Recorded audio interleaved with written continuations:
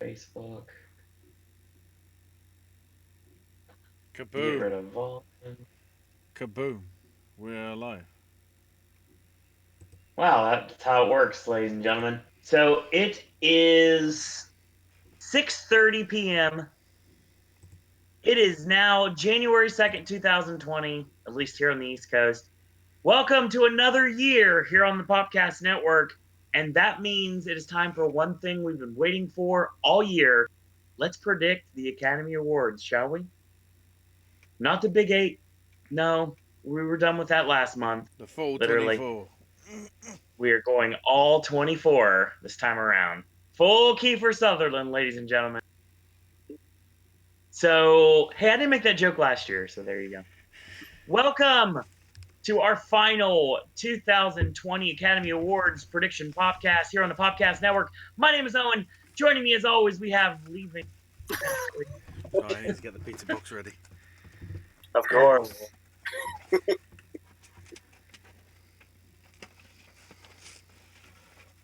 Ashley's got his pizza box ready.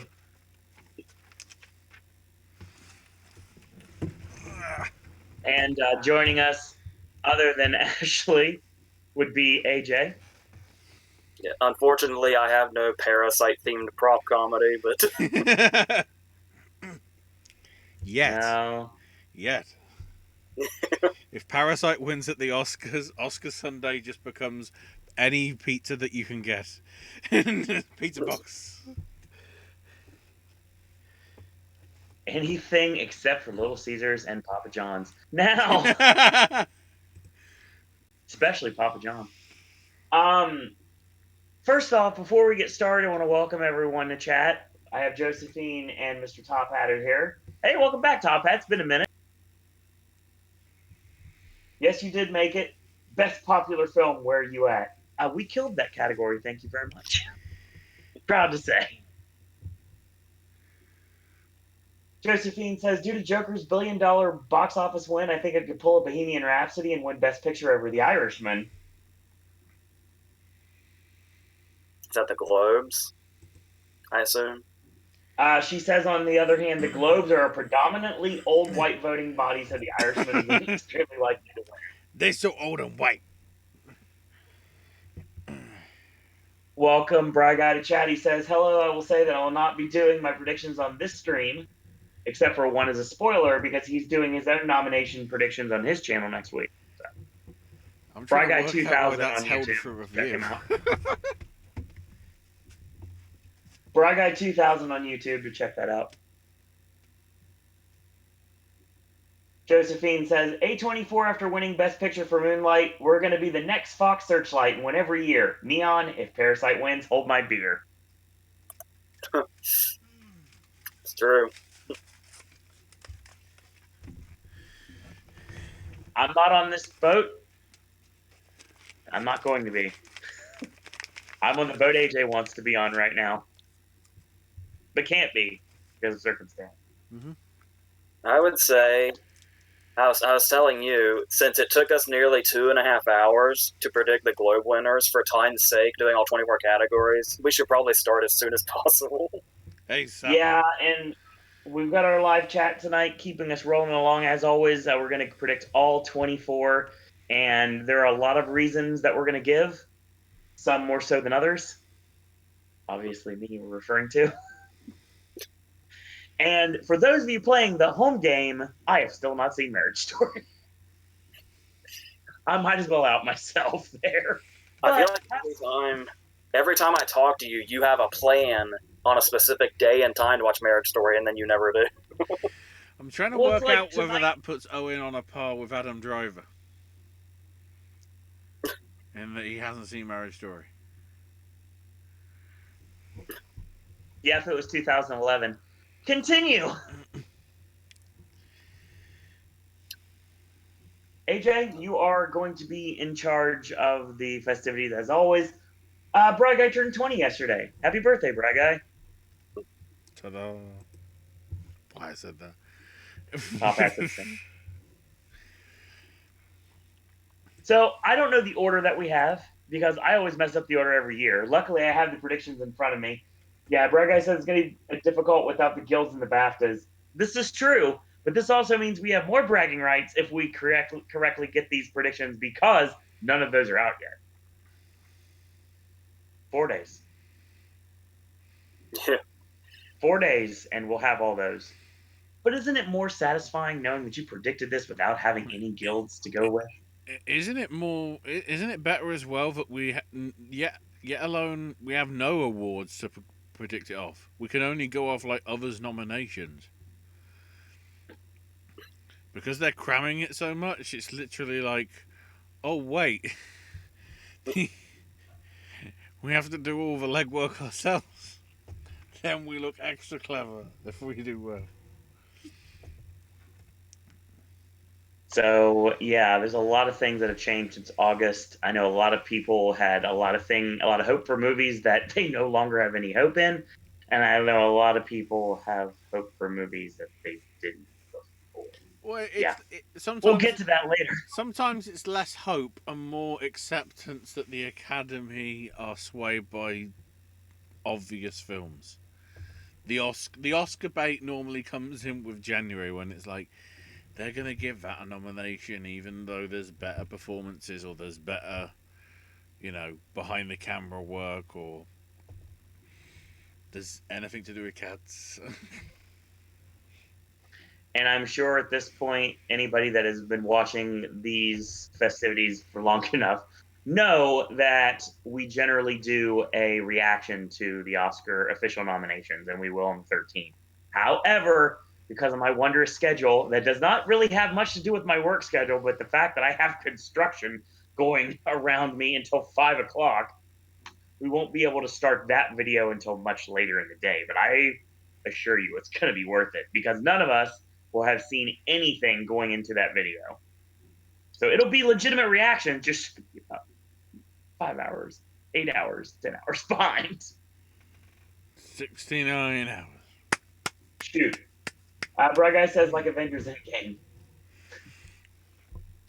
I did like that Top tweet. hat singing memories. I did like that tweet that was if you start Avengers Endgame at 9:27 and 30 seconds, the I am Iron Man snap happens at midnight.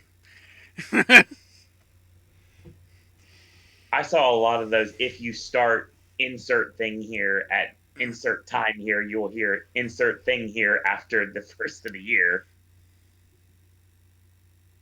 Yeah, we're going to be avoiding social media, Brad Guy. Josephine says Netflix bribery is like the college admissions cheating scandal. Long day. Well, at least for the Globes. I want to know which member of PricewaterhouseCooper is Lori Loughlin. Let's do this!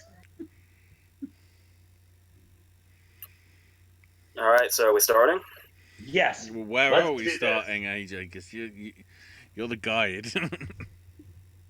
We're going to start with animated feature. Okay. Oh, God. All right, sure. I alluded to something in one of the last videos we did where I was looking at a potential big snub here, which I'll explain after I say these again. I have How to Train Your Dragon 3, I Lost My Body, Klaus, Missing Link, and Toy Story 4. Obviously snubbing Frozen 2, but when this whole thing started, like even long before Frozen 2 was out, pretty much everybody was saying it's going to be Toy Story 4 versus Frozen 2. But I immediately wondered if that were to happen, if it's solely on Frozen 2's name value as opposed to, because that seemed like a pretty, because Toy Story already has like its franchise is already established as to what it is, and it's like it's expected for good reason that Toy Story 4 was a front runner when it was announced before they even started on it at all. But I didn't see the instantaneous vibe with Frozen for that, and it kind of carried through, and it just doesn't feel like it has the same power of Frozen the first Frozen, that it would be some given thing here. So you've got How to Train Your Dragon as a given. I Lost My Body is this. There's always that one that's kind of, because I also considered Weathering with You as one of the foreign choices also. And then Klaus obviously had a really there's just sort of a classic feel to it. I think voters might really take to, and then we already talked about, regardless of how off the radar Missing Link might seem, never bet against Leica for any reason whatsoever. It's true. So adding all of that up, I just, I won't be surprised if Frozen 2 is here, but I'll be disappointed in the branch if it is. So, yeah. Ashley, what do you got?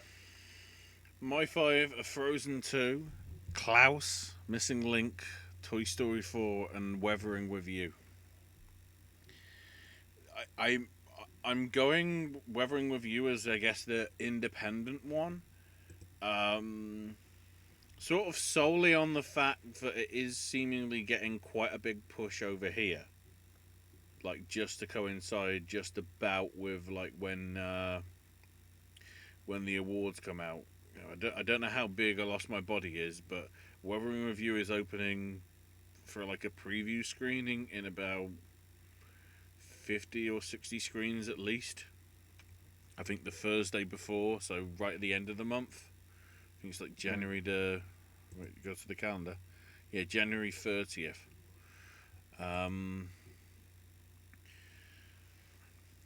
Plus, it's, you know, it seems to me the art style of Your Name, and we must never forget that got snubbed. Yeah, I wouldn't be surprised if maybe Klaus got dropped for How to Train Your Dragon. Maybe. Yeah, I'm not like super confident in Klaus, but Yeah. it's just something about it just feels right. Secretly, I do want Frozen 2 and Toy Story 4 to get in, though, because I want that vote split. Which means one of the other three gets more of a chance. So, Of course, there was also the whole thing where when the Lego movie got snubbed, and everybody thought it totally paved the way for How to Train Your Dragon 2, and How to Train Your Dragon couldn't even beat Big Hero 6. Which is still a little surprising. All right. Mr. Top Hat says his predictions are Frozen 2, How to Train Your Dragon, I Lost My Body, Missing Link, and Toy Story 4. There's always one smaller movie, but Weathering with You has really died off the past 2 months. never say anything's died off in this race. True. I saw so I was looking up for like some lists as to like what's in contention for some of the things, and when you look at where some things were like months ago that weren't even on the list that suddenly are, and vice versa, anything could happen. So, Cool Guy agrees with Top Hat on this one. I'm actually agreeing with Top Hat as well. Klaus is one that I really wanted to put in there. Everyone knows my my wonderful love for the How to Train Your Dragon franchise. I've never liked the movies, never will like the movies, but they're very popular, and I understand that too. And I can see how it's definitely going to get in. I would love to see Klaus get in here over How to Train Your Dragon. That'd be great. For once, this is a category I've got absolutely zero stake in because I've not seen any of these movies. Because since the death of MoviePass, it's been very hard to actually watch regular films, much less anything else. So I haven't had a chance to check anything out. So I'm sticking with the exact 5 that Mr. Top Hat has. So if you're playing the home game, Frozen 2, How to Train Your Dragon, The Hidden World, I Lost My Body, Missing Link, and Toy Story 4. Seems kind of a very safe bet, but there's always those surprise nominations, especially in animated, that can come out of nowhere. And do I remember, if I remember seeing correctly, was the Lego Movie 2 on the short list? Yes. Could it potentially get in here as the 5th slot because of backlash for not getting the original movie in? I wouldn't think so, because didn't they just recently say that due to the underwhelming reaction of recent movies, they're like done with Lego movies for a while? Yeah, pretty much. Something like that. It didn't help that nobody knew what Ninjago was. It's their own fault. That's fair. Yeah, also, the Lego Movie 2 is just mediocre as fuck, so that would just be a travesty anyway. if it ended up here. The only good point is the catchy song, hence why it was in the shortlist for Saw. That's the only thing I'm seeing it pop up for anything else, and that's just literally just getting a nomination. So Cool Guy says, I've noticed wherever there's a big snub, the film in its place people think will win usually loses. RBG losing to Free Solo, Faces Places to Icarus, and Klaus is great. Didn't help Lego Batman. He goes Spielberg to Ang Lee and Avengers Infinity War to First Man, which he did predict. Bry Guy says, I wondered about Spies in Disguise until the reaction came out, but not really. Spies in Disguise, the best YouTube movie I've ever seen. Come on, it's got Will Smith going, that's hot. That was only put in because of that failed meme from like 15 months ago. I only know that's hot because of Paris Hilton. I have no idea what meme you're talking about. Just Will Smith going, that's hot. That's hot. Speaking of what this conversation is to me, the next category is foreign. Yeah. That's a shoot. Are we ready for foreign? Mm-hmm. Yeah, I think this might be a pretty obvious category, but I guess we'll see. International feature. Oh, yeah, sorry. I have Atlantics, Les Miserables, Pain and Glory, Parasite, and Those Who Remained. Apart from the obvious ones, I don't have a shitload of knowledge on the other ones. I do know that Atlantics is the one that won Grand Prix at Cannes and has gotten a lot of like critic notices. And I think Those Who Remain has something to do with the Holocaust. So that feels like a given Oscar-wise. And then Right. obviously Les Miserables has been pretty consistent throughout the season, and Parasite and Pain and Glory were kind of always the top two here, weren't they? Yeah. So, yeah. Ashley, what do you got? Because I do it in the way that they always do it in the awards, I have them in the order of the nation and whatever. Oh, great. So I have Les Mis from France, Corpus Christi from Poland, not Texas, Atlantics from Senegal, Parasite from South Korea, and Pain and Glory from Spain. Pretty much the same. It's those four, and it's just a case of what the fifth one is. I went with Corpus Christi. There was another one that was like another one that's being recommended, but I didn't want to put it in because I haven't heard as much about it, even though it's appearing in quite a few people's lists. And I'm not saying it because I don't want Owen to say it by chance to make him look smart.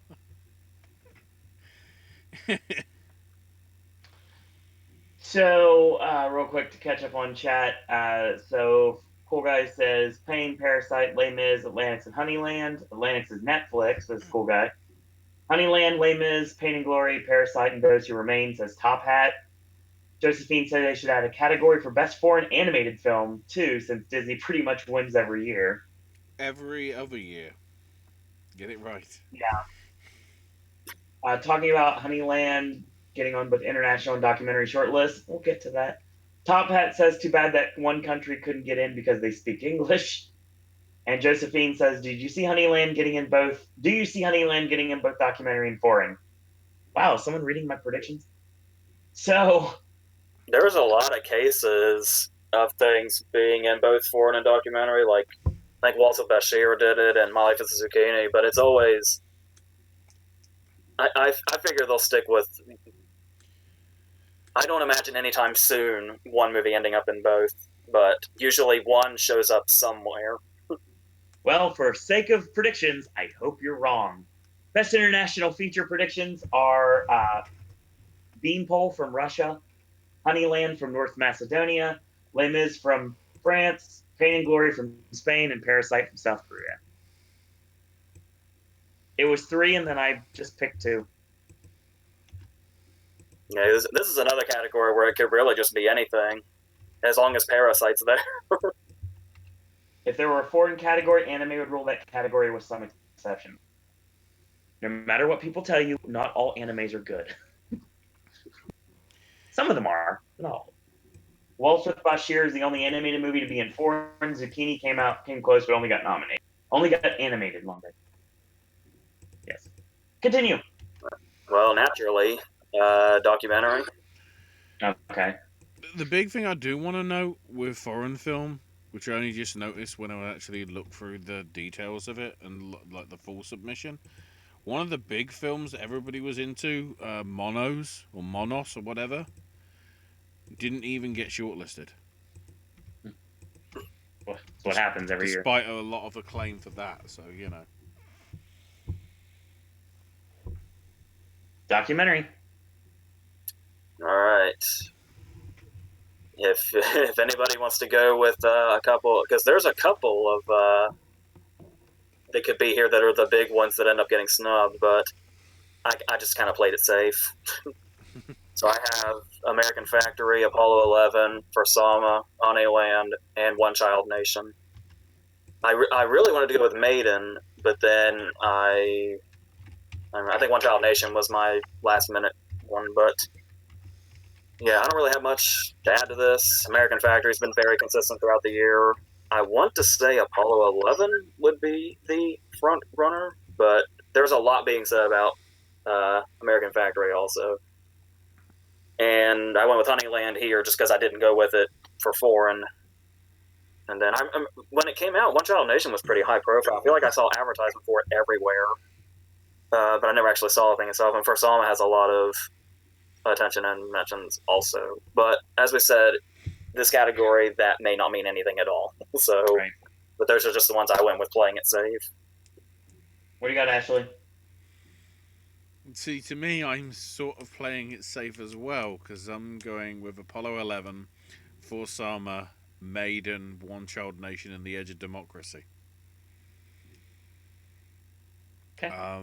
Maiden, that might be the only time I'm sort of properly pinning to the flagpole sort of thing. Going, yes, it's British. Got a lot of international acclaim though. The fact that I saw Apollo 11 twice, which for a documentary, you know, I guess it's the free solo rule because I did last year. Then again, this time I actually saw it in standard and then blew my mind out in IMAX. So I guess it's a bit different. Oh no, that's exactly the same as happened last year. Fuck it. It's the when a documentary gets on IMAX round near me, you know it's got to be something actually important. And the fact that it came back in the summer, in or around the whole anniversary, despite the fact that who knows what other things are coming out. It's you know that's my most confident one, Apollo 11. I'm trying to stay from not giving too many to Netflix. Although One Child Nation I think is an Amazon one, which I think is their first documentary consideration. But Apollo 11 all the way. So more chat real quick. Top Hat says justice for Portrait of a Lady on Fire. Well, blame the French. American Factory, Apollo 11, For Sama, The Cave, and Honeyland. Top Hat. Cool Guy says American Factory, Netflix, For Sama, and 3 other movies that aren't Apollo 11. American Factory is done by the same guys that made the short film The Last Truck, The Closing of the GM Plant. The shorts that you guys made fun of. What? Don't worry about it. Move on. I don't remember making fun of that. Oh, is that before? Was that before my time? No. What, like 2009, I think. Yeah. This is why you're our historian, Brian. Cool Guy says, I predicted the Won't You Be My Neighbor snub, just saying. Hi, Cassie. Right Guy says, tip, always predict one documentary that's in the Middle East, like Last Men in Aleppo and Of Fathers and Sons. Cool Guy says, Biggest Little Farm, One Child Nation, and Maiden. Josephine says, do you think Biggest Little Farm can get in, or is it too cute and won't be commercial? Sorry, and commercial for the Academy, like Won't You Be My Neighbor? If Yes. it's the categories like this, if it's on the short list, it can make it. Yeah. Oh, totally. Like it's hard to say like something's like totally out once it gets as far as the short list. Yeah. Keep in mind, when we get to the shorts, half the time we just pick it because it's got a fun title. I still That's what I do. What was it, El Santo or something 2 years ago? I'm just proud of myself for picking Logorama out of nowhere. One of my bigger ones. Netflix is hitting hard this year. Mm-hmm. So, I'm going to predict mine as well, which is very similar to what everybody else is saying, but there's a difference. AJ, mine is yours except for one change. My documentary lineup is Apollo 11, For Sama, Honeyland, Midnight Family, and One Child Nation. So you're snubbing American Factory. I am snubbing American Factory. I wasn't going to, but I put Honeyland in its place. So we'll see what happens. For clarification, is American Factory the first 5 minutes of Ford v Ferrari? That's in an American Factory. There's a difference. Documentary branch is the most notorious branch in terms of snubbing the front runner. Yeah, tell me about it. I know, because I caught myself there because it was like I keep saying they can snub anything, and then the second you say you don't have American Factory, and I'm thinking, you dumb fuck. But no, yes, they can snub anything. Apollo 11, to me, Apollo 11's the front runner. That's what I'm seeing most places. I've been noticing. So I feel like it's a safe bet, and everything else made sense in my head. So that's what we're going with. Brian Guy says, hopefully the voters don't get confused with Apollo 11 and the Apollo. Apollo 13. Don't doubt Netflix. AJ always doubt the front runner to win. I mean, keep in mind, the front runner wasn't even a contender last year. True. I blame Hugh Jackman. If a documentary about the BS political stuff in the Academy's voting was made, would it get snubbed or would they eat it up? A little bit of column A, a little column B. Some of them would ironically vote for it, and when it gets in, they go, "Oh shit, it made it in." I'm still pissed about the Ebert documentary missing, even though I remember that being kind of predictable at the time. But that's an amazing fucking documentary, though. Speaking of, you can probably imagine we're just going to keep going on that train. I figured we were. Sure. Go to another area where Netflix is dominating. Okay. So I only chose 2 of the Netflix ones, so we'll see how that goes. Documentary short, Yes. for anybody that hadn't figured that out. Well, looking it over, really, all 3 shorts, minus live action, because live action is just could be anything. But as far as animated and documentary short, there's no real, like, you can look at like every single one of those and they would seem like a shoe-in. The animated ones especially this year are so baity, I guess. So yeah, like I just kept taking things in and out. I watched a couple of them and kind of just looked at a few things about the subject matter, and I'm just, yeah, pretty much all the shorts this year, like even more of just a roll of the dice than they usually are. Okay. So with that in mind, for documentary short, I landed on After Maria, Fire in Paradise, In the Absence, Learn to Skateboard in a War Zone If You're a Girl, and The Nightcrawlers. After Maria seems like a given. I would assume After Maria is probably a front runner, but then again, in a category like this, it's hard to even tell what that is. Fire in Paradise probably literally hits home to a lot of the voters.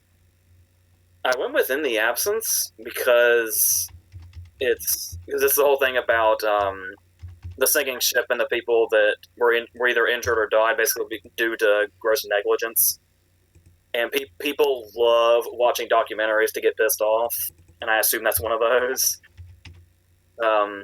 Learning to skateboard in a war zone if you're a girl just seems, just that title I can just imagine.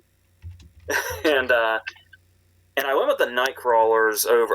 I almost had Life Overtakes Me, and Walk Run Cha Cha is actually something that I saw. And that was one of those ones where I saw it, and watching it, it seemed like a shoe-in, like, oh, this is that kind of thing that would definitely get in. It's inspiring, it's kind of sad, it's kind of heartbreaking, it's got, like, literally everything. And then you look at everything else, and it's a weirdly packed category. I had St. Louis Superman in there based off its title alone. So yeah, it's really just, you can analyze the subject matter as much as you can, but if you do that, there's ones that you eventually just run out of room. So it could be anything, but those are my 5. Asher, what do you got? I have Fire in Paradise, Ghost of Sugarland, Learning to Skateboard in a War Zone if you're a girl, Life Overtakes Me, and Walk Run Cha Cha. Yeah, the Fire in Paradise thing seems like, because it's California, it might sort of appeal to those people that are there. Ghost of Sugarland, the whole idea of a friend recruited by ISIS and 4 Muslim men trying to make sense of it. Life Overtakes Me, about children and deportation, I think is very sort of similar theme. Admittedly, that's 3 Netflix films. However, Walk Run Cha Cha from New York Times, with the emigrating after the Vietnam War, I think is a pretty strong one. And then considering it won the one of the documentary awards, the fact that it's obviously Afghanistan and whatever, that's what I'm going for. Okay. Let's see what chat says. Top Hat asks, so no host again? Yeah, I haven't heard anything, and it was successful enough. I wouldn't be surprised if they just stuck with that for a while. It was one less thing for everybody to complain about. Top Hat says, Fire in Paradise, Learning to Skateboard, Life Overtakes Me, Stay Close, and Walk, Run, Cha Cha. Brian says, like my dead dad's porno tape missed last year. It's true. Picked entirely based on name, 50% of the time it always works. Cool Guy says, according to last year, to predict the short categories, only predict films about kids in danger. Let's see. I am not talking about Kevin Spacey on here, Cool Guy. Sorry. And Josephine says, imagine if instead of saying Ghosts in Sugarland, they read Ghosts in Honeyland. Yeah, fair. It's funny because, as always, you guys predicted mine without knowing it. I'm very similar to both of you, with one notable exception that AJ mentioned as a last-minute idea that he just was going to go with, didn't go with it. My documentary short subject lineup is going to be Fire in Paradise, Ghosts of Sugarland, Learning to Skateboard in a War Zone if you're a girl. AJ knows me well enough to know, of course, I was going to go for a title like that. St. Louis Superman and Walk, Run, Cha Cha. Oh, he's going for the MTV movie. Well, here's the thing. When I just did this earlier today, because everyone knows I'm a procrastinator when it comes to these award nominations, especially when it comes to getting ready for Popcast, my preparation consists of checking a bunch of things. One of the things it does not consist of is learning if something is Netflix or what the medium that it's on. So I don't have any knowledge of that as well. So I'm not judging based on what medium that it is. I'm basically judging what I think sounds right to hear said on nomination. Mm-hmm. Next. Live action short. Let's all whip out our best guesses. These, a lot of these are accessible too. I think 6 of them are on Vimeo. So that's usually those are the ones that are hardest to find. Yeah. This kind of happened by accident. The 5 that I chose was after I looked up their a synopsis of them. Right. And it just turns out that the 5 that I picked are all right there together on the short list, alphabetically. So it looks like I got lazy and just picked the first 5 that I saw just right down the line. But it just happened that way. So I went with Little Hands, Miller and Son, Nefta Football Club, The Neighbor's Window, and Refugee. Okay.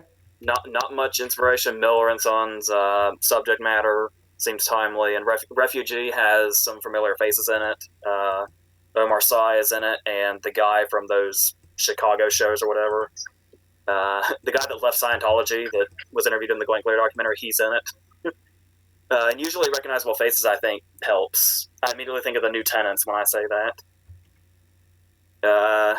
And then, yeah, it was basically just going off the look of them and their synopsis and all that. But once again, it could be. Remember, what was it called? Like Caroline last year, the one where the kids were locked in the car, was like the shoe-in last year and then was snubbed entirely. So, yeah, it's just totally and completely guessing. Your first one was Little Hands, right? I'm getting the list sorted. Yeah. What do you got, Ashley? Somewhat similar. Miller and Son, Nefta Football Club, Saria, The Christmas Gift, and The Neighbor's Window. Just, mainly it's sort of like looking at the write-ups. Miller and Son might be the sort of one where I might be getting suckered into because it did win a student Oscar about it's basically about transgender issues and whatever. Christmas Gift, which is, I mean, the fact that the plot got me. A family turned upside down when a young boy mails a letter to Santa during the Ceausescu regime asking for the dictator's death. So I guess that goes with Parasite and Joker as the of the year. Saria's got two sisters plotting an escape from an abusive orphanage to try and find freedom in America. Nefta Football Club with the drugs. I mean, two boys intrude on a big drug score when they stumble on a donkey with headphones. As soon as it said donkey with headphones, it's like, this is going in the list. I don't care if I'm wrong. Donkey with headphones. I'm going to have to get some donkey ears, and when the nominations happen and win, I'm going to put donkey ears on them in here. Just have a TV monitor in the background with Kinky Kelly and the Sexy Stud on there, and you'll be good to go. And then the fact that Neighbor's Window comes from Marshall Curry, who was nominated for Street Fight back in, I don't know how long back. A New York husband and wife spy on a young neighbouring couple with surprising results. So it's like Rear Window Part 2. So yeah, those were my 5 predictions. Let's see. Guy Fieri should host and say, "Let's cook this up." Cool Guy says Terrence Howard should host. Josephine says Guy Fieri would attract lots of viewers. I'm telling you. Yeah, a lot of people like douche canoes with sunglasses on the back of their head. As long as he doesn't get in for the role, the Oscars should be hosted by Eddie Murphy, but only as Rudy Ray Moore. That'll make it fun. What about James Thunder Early instead? That'd be a lot more entertaining. His monologue. Give it to James Corden. Where's the gun? Nope. His monologue would be insane, both literally and figuratively. Top Hat says Brotherhood, Little Hands, Miller and Son, Neighbor's Window, and Refugee. And Donkey with Headphones for Best Supporting Actor. Yes! I love our chat sometimes. Somebody will lie about that. We got a palm dog in Cannes. Can we have the palm donkey, please? Yes! So, Ashley, my live action short lineup is very similar to yours, with one exception. Okay. I have The Christmas Gift, I have Nefta Football Club, The Neighbor's Window, Saria, and Sometimes I Think About Dying. Just sounds like a title I can imagine them saying. Brilliant. In the write up that I have, it's the one film where they don't even say what it's about. It is something. Continue. I think it's something like, I saw something vague where it's something like a woman keeps going out on dates unsuccessfully or something. I have no idea, but Oh, it's it was so something it's like like that. It's like that British film that won I don't think it won the Oscar, but it won the BAFTA, and it was just this guy constantly going on dates and failing.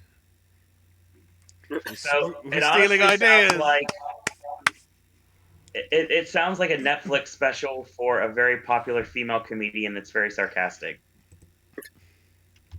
I'm gonna have to Google it. I like Sarah See if it Silverman, is on actually, a good Netflix. example. Is it on Netflix? Sarah Silverman's next stand-up special. I'm down with that. We need a sequel to Jesus' Magic. Now, we go on animated short now? Yes. Let's do it. All right. As I was saying before, it's like I remember back in the day when there were a lot of like fun choices in this category, but oh god, yes. But now everybody in animated short wants to be with their very serious looking animation, and it's like once again, this one just felt like any of them could be in another year, so just run with it. So I ended up with Daughter, Hair Love, is Or Peace, I think it's how it's said. Mind My Mind, and The Physics of Sorrow. I mean, is The Physics of Sorrow the most baity name you have ever heard? For anything ever, length, short, or anything. Well, again, apparently it's an Oscar-nominated director, Fyodor Ushiev, who did Blind Vasya. Adapting another Bulgarian novelist about lost youth and rootless adulthood in another country. Also, the painting work for the animation, from what I can tell, is very Loving Vincent. Yeah, in style. It's like much like Loving Vincent, where Loving Vincent was like oil paintings, and I guess the style of painting that is also like this is like a brand new thing animation wise. I did see Four Paste, and it's the one here that's like the comedic one, like it's played up like this sort of '80s thing, but then it's the whole dudes go to rescue a dude that's a skier that's crashed on a mountain, and they rescue him, and then a bunch of shit goes down, and they keep fucking it up. They feel a lot like the two guys from This Way Up, only on a mountain this time. I wish I would have known that when I was making these predictions. I just noticed there's a daughter and a sister in this list. Well, just judging by the title, The Physics of Sorrow, AJ, it kind of sounds to me like what would happen if Stephen Daldry wrote a movie for Eddie Redmayne. Yeah. And I would not watch it. As far as the other choices, like Mind My Mind and The Physics of Sorrow, I feel like an animated short, it always pays off to go with the longer ones. And then there's some stuff like He Can't Live Without Cosmos, which I'm assuming is some companion piece or sequel to We Can't Live Without Cosmos, which did get nominated a few years ago. I thought about putting that in there, but I didn't. Yeah, and then stuff like Memorable just looks like it was made to get. I mean, I'm not going to judge a movie I haven't seen, but I mean, that's just the vibe I got from like the couple of still images that I saw. Is that really it? That's it. So I mean, once again, Uncle Thomas accounting for the days. All this stuff seems like it would be shoe-ins for another year, and obviously there's only 5 slots, so you just have to say whatever. I almost said instead of Hair Love, I almost went with Kit Bull in its place, but then, yeah. So, Ashley, I have Hair Love, Kit Bull, My Mind, The Physics of Sorrow, and Sister. Sister seems interesting because it explores the one-child policy in China with stop-motion felt. It's mainly not. It's partly the sort of subject area of what it's covering about, but also the art style. And then in terms of the Kit Bull is Pixar. And Pixar always makes it in. It doesn't necessarily win, but it always tries and finds makes its way in. Although I don't think this was one that got put on any film, because I don't remember seeing a friendship between a kitten and a pit bull in San Francisco. I don't remember that on any Disney films. Of course, was Hair Love the one that was on Spider-Man? Angry Birds 2, That was it. according to Bry Guy. Yeah. That was the only reason I saw that film. The big thing as well, I think it would, I think it. I don't want to say it makes history because I don't know the history of other nominations in previous recent years. But Hair Love is a Kickstarter film. So I'm just wondering, do all the Kickstarter backers get Oscars? Or, do they cut up the Oscar into pieces and send it in the post if it wins? That kind of just goes along with the tech theme of the whole thing, since it's about a vlogger. Mm-hmm. Yeah, All right. those are my 5. Josephine asks, who'd win in a fight, Donkey with Headphones or Hitler from Jojo Rabbit? Well, the Donkey with Headphones has, interestingly enough, it's the Donkey with Headphones that that has the advantage of being physically there. Accurate. Josephine Bush's Chicken Wings says, Mr. Top Hat. Josephine says, who'd win in a fight, Donkey with Headphones or Brandy from Once Upon a Time in Hollywood? Brandy. That's no question. There's no battle that wouldn't That go up there. donkey's testicles would get fucking mauled. I saw a comment where somebody said Cliff Booth and Brandy could have stopped the Death Star. After watching what I watched the other day, I buy that. He wouldn't even get to do his zappy things with his hands. He just wouldn't have any balls and he'd just die immediately. Top Hat says, daughter, Hair Love, Kit Bowl, The Physics of Sorrow, and Sister. Hair Love is apparently free to watch on YouTube, says Top Hat. Yeah, and YouTube, says, Twitter, they've really tried to push that about because obviously because it's Kickstarter, they can do what they want with it. It's only distributed by Sony with Angry Birds. There's a couple that I think Kid Bull and Orpeece are on YouTube also. I think Orpeece might be Vimeo, but it's one of those. Cool Guy was talking about In a Heartbeat being a front runner because everybody saw it and then it was snubbed. Yeah, I was trying to take that into account, but I don't know which one of these that would be. Oh. But Dear Basketball was a good actual short, though. That's the thing. Here, animated short for me, very similar to what everybody's mentioned. There's not one that's on my list that hasn't been at least glossed over for a second by the panel. Mine is Hair Love, Kit Bull, which now that I know it's a kitten and a pit bull, it makes me even more excited to put it on there. Mind My Mind, The Physics of Sorrow, Eddie Redmayne, Stephen Daldry, Heart movie, and that's for you, AJ. And Uncle Thomas, Accounting for the Days.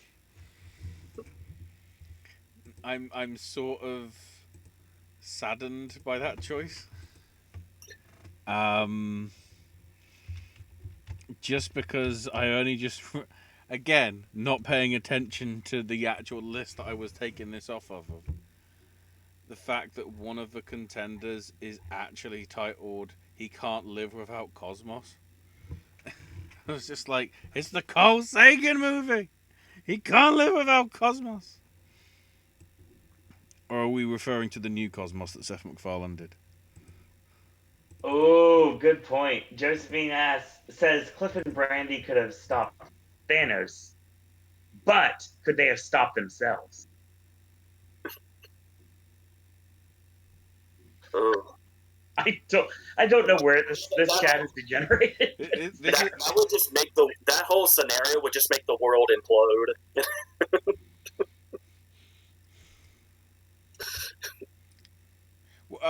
Are we talking about Cliff and Brandy not on drugs versus Cliff and Brandy with Cliff high on LSD cigarette? Ooh, this is getting deep. This is the most intriguing conversation we've had on the show in a while. Why this is gonna go 14 hours long. Yes! Cliff and Brandy. All the fucking way. I want I'm good brandy with on the that. I want brandy on the red carpet. Damn it!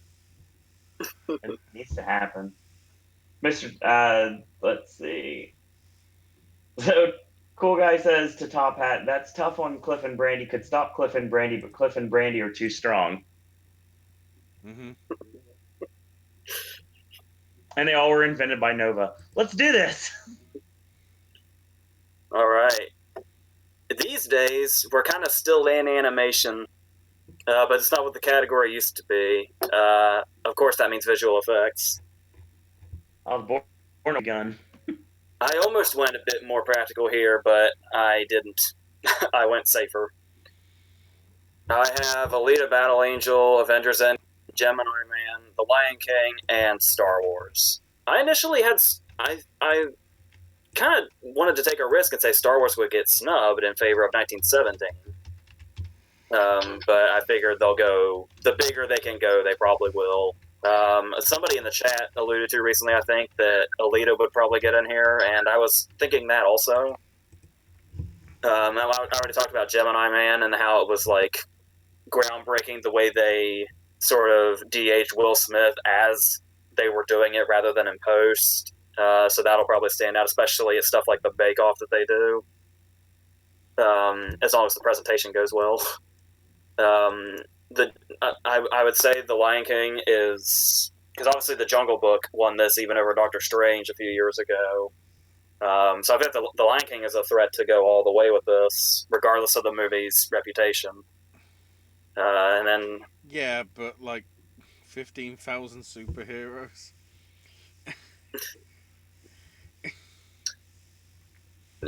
so yeah, I really wanted to go with 1917, but I couldn't bring myself to take any of those out. I suppose even though Stars was initially the one I had out, if I had decided to put 1917 at the last minute, I probably would have taken Alita out. But yeah, but I'm fine with those five the way they are. But I really wouldn't be surprised if that's another one for 1917 because I feel like they're going to love 1917 in general.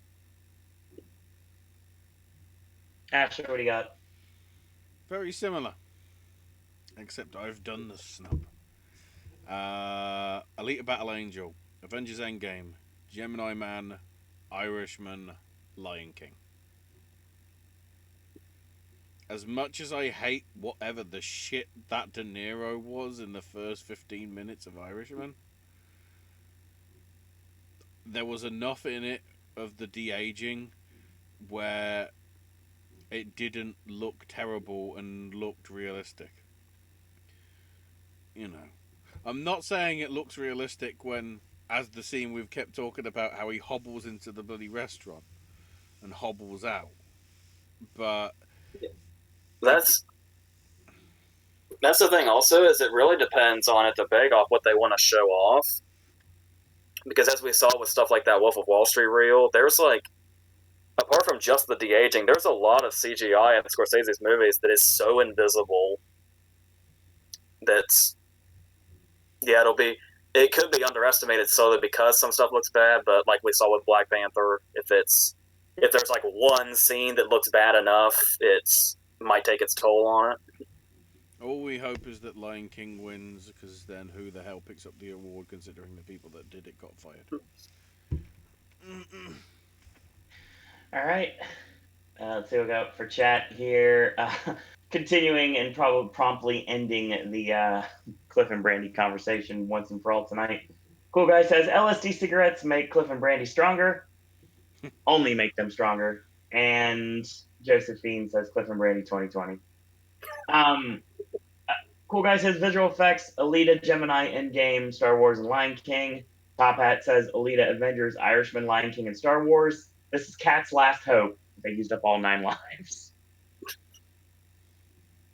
Smurfy Boy, welcome back. Says Alita, Star Wars, Lion King, Star Wars, Irishman. Star Wars can't be nominated twice. Oh, there we go. Put Endgame later. Saw that.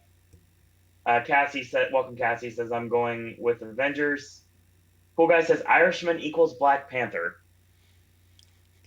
No, I actually saw The Irishman. Bry Guy going the meow because the same studio also did Sonic, yes. As well as Cats. That's the best bit. They did Cats and Sonic, so it's like they preempted it. Wait a minute, Ashley. Just verify real quick, since you brought up Sonic per usual. Is that Jim Carrey as Dr. Robotnik? Oh God, yes. Oh my god, that makes me more excited now. This I saw val- the this standing and I this went, "That Valentine's works." Day, I've got a date with that mustache. Holy shit! Okay, that being said, let's go with my predictions, which again very similar to the panel. If you notice me on camera when AJ's talking or when Ashley's talking and I like mouth the words, I can say that again because why not both? I have 1917, Alita Battle Angel, Avengers Endgame, The Lion King, and Star Wars: The Rise of Skywalker. So, I don't have Star Wars getting very far in this award season, but I feel it's going to be somewhere, and I think this might be it. Literally it. But we'll see when we get there. I wanted to put The Irishman in here, I just couldn't find any room for it. All right, are we ready for everybody's favorite categories? Sound. Oh. Oh God, here we go. I went ahead and stuck with the usual thing, even though we were trying to remember if it was last year or the year before where they actually matched. Yeah. But Keep in mind that's always the rule of thumb, sort of between our predictions, because it's convoluted. It's usually 4 in both, and the 5th one different between the two of them. And that's what I did this time. I made a last minute change here. Hopefully, I don't regret that. I probably will. We're gonna start with editing. Okay. For sound editing, I have Ad Astra, Avengers, Ford vs Ferrari, 1917, and Rocket Man. I initially had Joker in instead of Ad Astra, and I should probably go Star Wars with both of them, but for some reason, I have it. I guess spoiler for the next category. I have it being one of the ones that changes. Something I feel I would love to be in these categories is the Lighthouse, but I know that'd be wishful thinking because like the sound of the waves and the birds are practically their own soundtrack and that's just start. So I don't know what much else needs explanation here. So those are the 5 I have from editing. I'm good with that. Ashley, go. My explanation is why isn't his favourite film in here? Because I've got 1917, Avengers Endgame, Ford vs Ferrari, Rocket Man, and Once Upon a Time in Hollywood. I don't see Ad Astra getting, if anything. I mean, it missed out in the VFX, and that's the space category, right? Yeah. Okay, a couple things in chat real quick. Rum Tum Tugger says, Mr. Top Hat. Cool Guy says, does the new Sonic trailer still have the inappropriate use of Gangsta's Paradise? No, it had. I can't remember what the music is. It's something else. I can't remember off the top of my head. Please tell me it's on the Wikipedia page because I'm actually there. No, it isn't. Smurfy Boy says, remember when Shape of Water missed visual effects? Cool Guy says, sound editing, Avengers, Ford versus Ferrari, Joker 1917, Once Upon a Time in Hollywood, and Joker. Cool Guy says, mixing Ford versus Ferrari, Joker 1917, Once Upon a Time in Hollywood, and Rocket Man. Smurfy Boy says, Ford, Joker 1917, Hollywood, and Rocket Man. Top Hat says 1917, Ad Astra, Avengers, Ford versus Ferrari, and Star Wars. You will not die alone on that hill, AJ. Cool Guy says, I think Ad Astra gets Jack. It is completely crapping the bed at the guilds. So, once again, maybe I made a huge mistake, and I feel like I did because some of the things I said are flops. Oh no. And I'll make it real simple on you guys. We talk about every single year how there would be one difference. I kept it the same for both editing and mixing. So just skip over me for the next category. The sounds for me is 1917, Ford versus Ferrari, Jojo Rabbit, Joker, and Once Upon a Time in Hollywood. I am nervous about not putting Star Wars in here. Very much so. Now, after hearing from a lot of other people, I'm more nervous about not putting Rocket Man in here. But I can't go as far with Rocket Man with how I'm seeing things are going. And I don't have extreme confidence in myself, but that's my sound lineup. 2017, there were two differences. Yeah, let's hope there's no differences this time around. Also, by quickly Googling Sonic trailer music, it's some variant version of Blitzkrieg Bop. It's not the actual Ramones one, but it's like something that actually seems more relevant than gangster rap. That was your 13 hours came out of nowhere. Yes. Or was that just a sign of John Krasinski? Dear God, that part 2 trailer. Jesus. Real quick, Top Hat says 1917, Ad Astra, Ford, Rocket Man, and Star Wars for mixing. AJ, what do you got for mixing? Avengers, Ford vs. Ferrari, 1917, Rocket Man, and Star Wars. The end. Ashley. Yeah, I'm the one that spreadsheets this. Give me a chance. I have 1917 Ford v Ferrari, Joker, Once Upon a Time in Hollywood, and Rocket Man. Okay, everybody knows what I had because I just said it. Yeah. Cool Guy says Hollywood and Joker did insanely well on both sound guilds. Mm-hmm. Next. Good. Next is going to be Song. Oh God, I'm worried about this one. So I may have made a mistake, but I figured I should just commit to what I was talking about in animated. So it's like, if I'm going to snub this movie in animated, why not snub it here too? I ended up with Stand Up from Harriet, Spirit from The Lion King, I'm Gonna Love Me Again from I Can't Let You Throw Yourself Away from Toy Story 4, and Glasgow from Wild Rose. Oh my God, he jumped on my bandwagon. Yes, I will take that. I will take that. You know, I almost went with the one from the Toni Morrison documentary.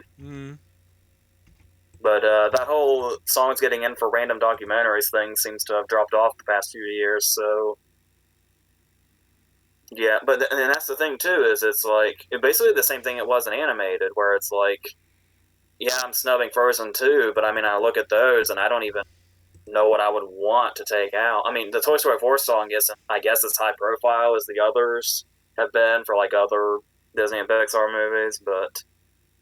And there's the whole thing of who do they want to perform that night, which all these people will be excitable for that also, but yeah, so...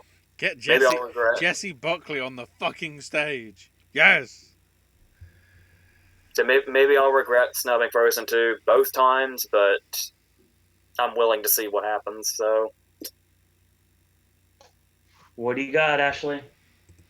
I snub Elton John, just so I can unsnub Frozen 2.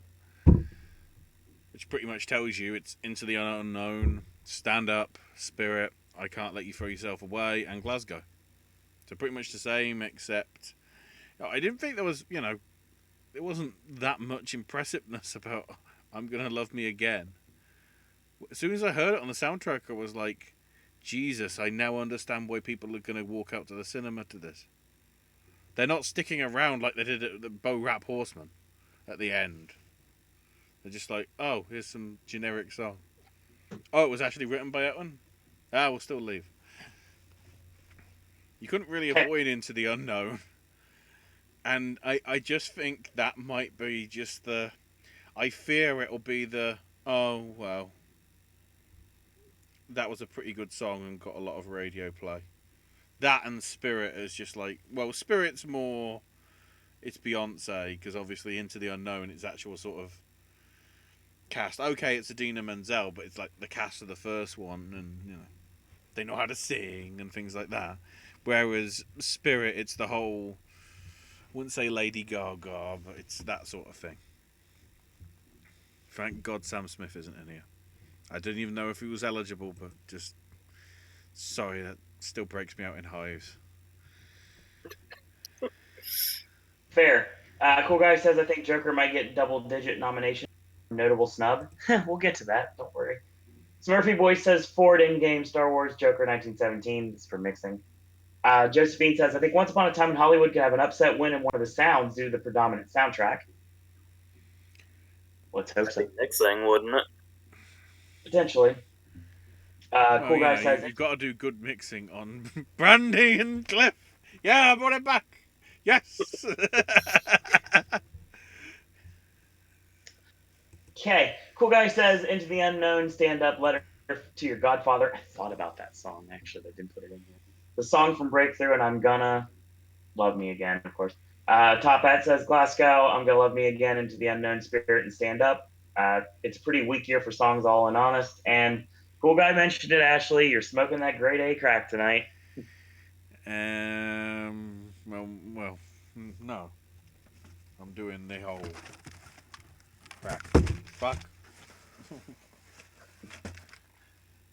I have no words. Original song for me, I have Stand Up from Harriet, Spirit from The Lion King, Into the Unknown from Frozen 2, I'm Gonna Love Me Again from Rocket Man, and I Can't Let You Throw Yourself Away from Toy Story 4. Oh, shit. We can't live in a world where Randy Newman doesn't get nominated for Oscar. He snubbed Glasgow. It was my last one. I was going to put it in there, and I thought about putting it in there. But you couldn't snub Beyonce. The Frozen song was the one I was going to bump. But with everybody thinking it's going to run away with the win. Oh, I don't think that. A lot of people I'm seeing are singing that. So Spirit's running away with the win because we need to give Beyonce an Oscar. No, this is gonna go to Elton John. But that's okay. We'll get to that later on. Yeah, that's my lineup. It's a weak lineup for original songs. That's what everybody's saying in chat. So I guess I can see where they're coming from. Are we not going to point out how interesting it is that we're talking about Elton John versus The Lion King when, as far as I know, his only Oscar win so far is for Circle of Life. Can You Feel the Love Tonight? Oh, was it that one? Circle of Life was nominated, but hold on. Let's see. Bye, Cassie. Talk to you later. Bry Guy says, catchy song from Lego Movie. The second part, Glasgow, Wild Rose. I Can't Let You Throw Yourself Away. I'm Gonna Love Me Again. Bry Guy says, Stand Up from Harriet. Screw Beyonce. She's overrated. You're not wrong, Brian. Wow. You really are not wrong. But ratings say otherwise. Writings on the Wall, Beat Till It Happens to You. Quality doesn't always matter, even though I like both, said Cool Guy. Why the hell did... I completely forgot that Elton did a song for Mona Lisa Smile. Yep. Into the Unknown, Spirit, I'm Gonna Love Me Again, Stand Up, I Can't Let You Throw Yourself Away, says Smurfy Boy. Josephine says, I'm praying Glass of Soju from Parasite gets nominated. It's a wonder it was even shortlisted, so mad Parasite wasn't shortlisted for score. Josephine says Choi Wook Shik from Parasite and Aquafina should do a rom-com together. And Smurfy Boy says if Cynthia Erivo wins, she'll be an EGOT. Yeah. Okay, next. Well, score, obviously. Yes. All right. I put Randy Newman in song so that I could not put him here because that's just how it worked out. Wow. I have Joker. How dare you disrespect Randy Newman like that? He's been bugging me for like 20 minutes to do my Randy Newman impersonation finally, which is basically Will Sasso's Randy Newman impersonation. I don't feel that you're being very kind, Owen. Exactly. There you go, AJ. You got what you wanted. Let's see if 2020 I get what I want. Continue with your original score lineup. But technically, his unlegitimate brother Thomas might get it. One of the things I did here was I went with something that I've actually been critical of in the past, but the more I thought about it, the more it was like I could just see it happening. I said Joker, Little Women, Motherless Brooklyn, 1917, and Star Wars. Because I think apart from the prequels, Williams has never missed for a Star Wars score, at least as far as the episodes go. I wish I would have known that. And of course, Little Women, they fucking love Desplat, we know. Newman's the front runner. I've been ever since I saw the movie, I've been hoping Joker would get in here, and I feel confident about that. And yeah, Motherless Brooklyn's the one where I figure that'll be the best thing that happened to that movie at all. So yeah. Ashley. Ironically, I did look it up because I figured somebody was going to say it. Return of the Jedi didn't get any nominations. I don't know why I had it in my mind. It was all of them, but that makes sense, yeah. Or that's familiar, yeah. And I think Revenge of the Sith was either nominated or won a Grammy for soundtrack. So the prequels got something in inverted commas. I have 1917, Jojo Rabbit, Joker, Little Women, and Marriage Story. Because I want Newman versus Newman. It's literally Cliff and Brandy versus Cliff and Brandy. What's going to happen? And then Joker goes and wins and just ruins it. Josephine says if someone won a Globe, an Oscar, a Tony, and an Indie Spirit, they would have an EGOT. Interesting. Or a Togi, or Gotti. Cool Guy says 1917, Little Women, Star Wars, Joker, Pain and Glory. Interesting. Brian says you mean his cousin Ashley. If Hilder's Joker score doesn't win, she'll excuse herself to the bathroom to dance. Says Top Hat, picking Joker, 1917, Little Women, Marriage Story, and Star Wars. You're close. To mine, at least. Smurfy Boy says Joker, Little Women, Marriage Story, 1917, and Star Wars. And my lineup is 1917, Joker, Little Women, Marriage Story, and my surprise nomination is Us. And I want to see this happen. You're sticking with that. I don't, I'm not surprised that also I could see that being the fifth. It's very possible. AJ and I had a conversation a while back about original score, and I told him that I put Marriage Story in a spot that I took something else out, and this is the category we were speaking of. Us, I think, has stuck along the entire year, and I think it's going to surprise a lot of people on nomination day in a lot of different ways. Cringe joke incoming. Are you so confident about Us that you'll put 5 on it? Next category. Let's see. We are moving on to costume design. I have a different list than you do. What's next? Do Best Picture. Really confuses. They expanded makeup and hair in a year where they probably didn't have to. Accurate. So for makeup and hair, I have Bombshell, Dolomite Is My Name, Joker, Judy, and Rocket. With I assume Bombshell is the front runner, clearly. And yeah.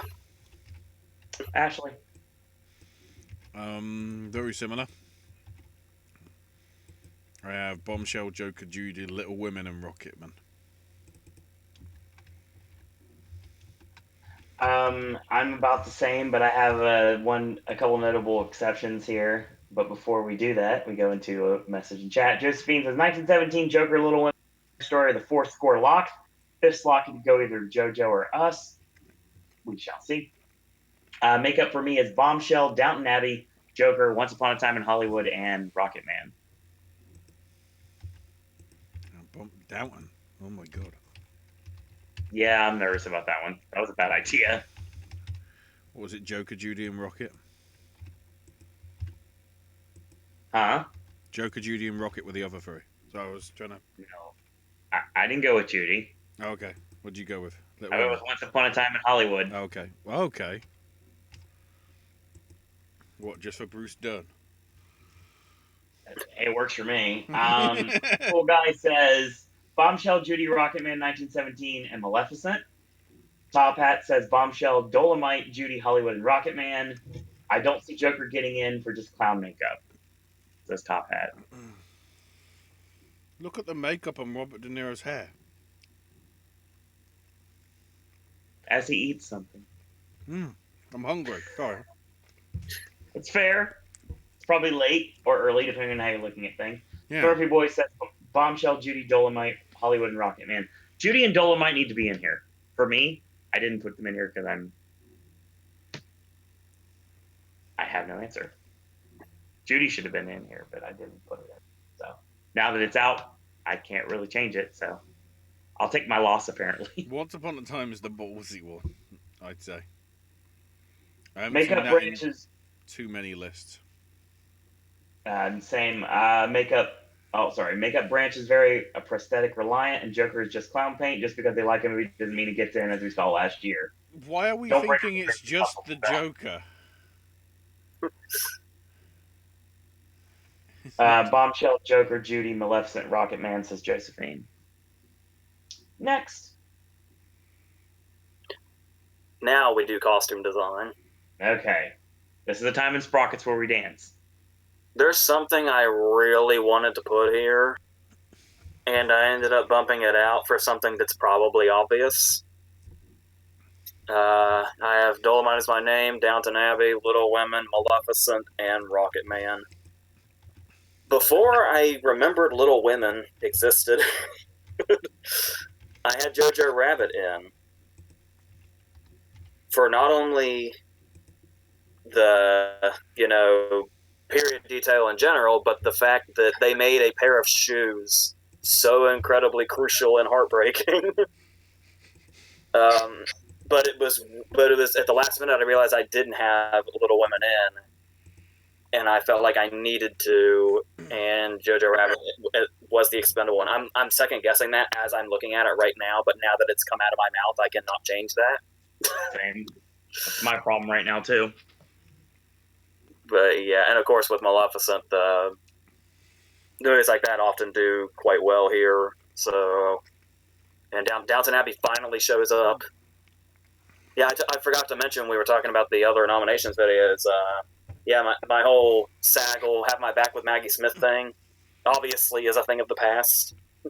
They don't give a shit about her. Okay. Yeah, I feel like I can finally say Downton Abbey for something. So, and then the others speak for themselves. What do you got, Ashley? Downton, Joker, Little Women, Once Upon a Time in Hollywood, and Rocketman. Because costume design's feet, right? The amount of feet that were in that film. Not touching that one. Josephine says makeup as Bombshell. Oh, we'll get to that. Long day. So Cool Guy says costumes is Hollywood, Little Women, Dolomite, Rocket Man, and Downton Abbey. Top Hat says Dolomite, Downton, Little Women, Hollywood, Rocket Man. Smurfy Boy says Hollywood, Dolomite, Little Women, Rocket Man, and JoJo. Josephine says Little Women didn't get at the costume and art direction guilds. Do you think it will hurt its chances in costumes and production design?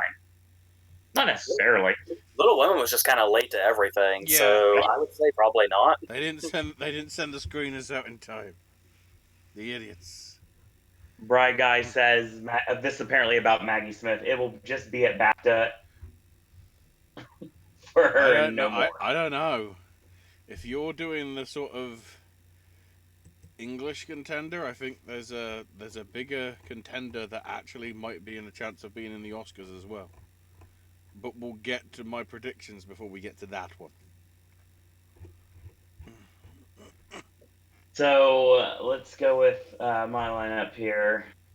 God. So costume design, I have Downton Abbey, Jojo Rabbit, Once Upon a Time in Hollywood, and Rocket Man. What was the third one? Little Women. Right.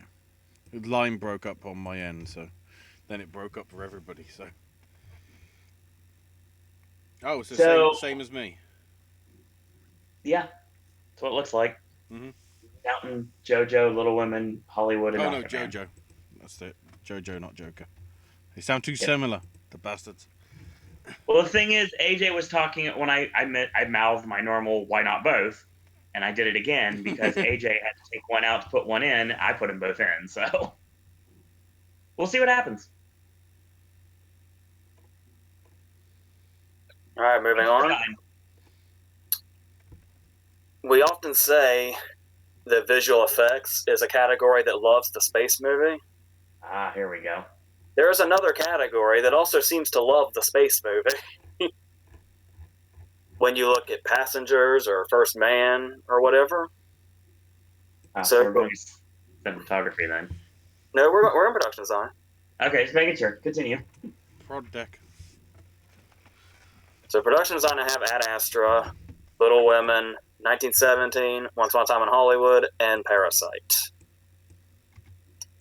I seriously considered The Irishman, but these just kind of stuck out more. 1917. I think Sam Mendes said something about not only is the whole thing have the one take look, but no set repeats itself, which is insane. Obviously, Once Upon a Time in Hollywood, the whole you usually have like your period detail where you recreate like you redress certain buildings or you do interiors or whatever. They fucking recreated the city. So that's got to be a given. I explained Ad Astra. Production design loves the space movie almost as much as visual effects.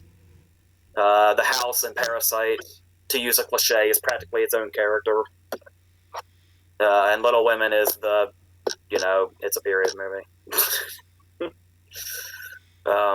So, yeah. What do you got, Ashley? 1917, Jojo Rabbit, Once Upon a Time in Hollywood, Parasite, and The Irishman. Very similar to mine. Somebody needed to find a restaurant for Robert De Niro to hobble into. All right. Well, we got in chat here. Bry Guy says, can AJ go 3 in a row to get a perfect production design? We'll wait and see. Josephine says, it's a shame Ad Astra wasn't shortlisted for visual effects. They were so believable. My brother said, thought it was the most realistic space movie he's ever seen. Has he not seen Apollo 11? That's cheating. Wow. Top Hat says 1917, Irishman, Little Women, Hollywood, and Parasite, although I can see Jojo Rabbit getting in. So. Smarty Boy says Parasite, 1917, Jojo Rabbit, Hollywood, and Ad Astra. So we are going with production design, and again, it's a mixture of everybody's. 1917, The Irishman, Jojo Rabbit, Little Women, and Once Upon a Time in Hollywood.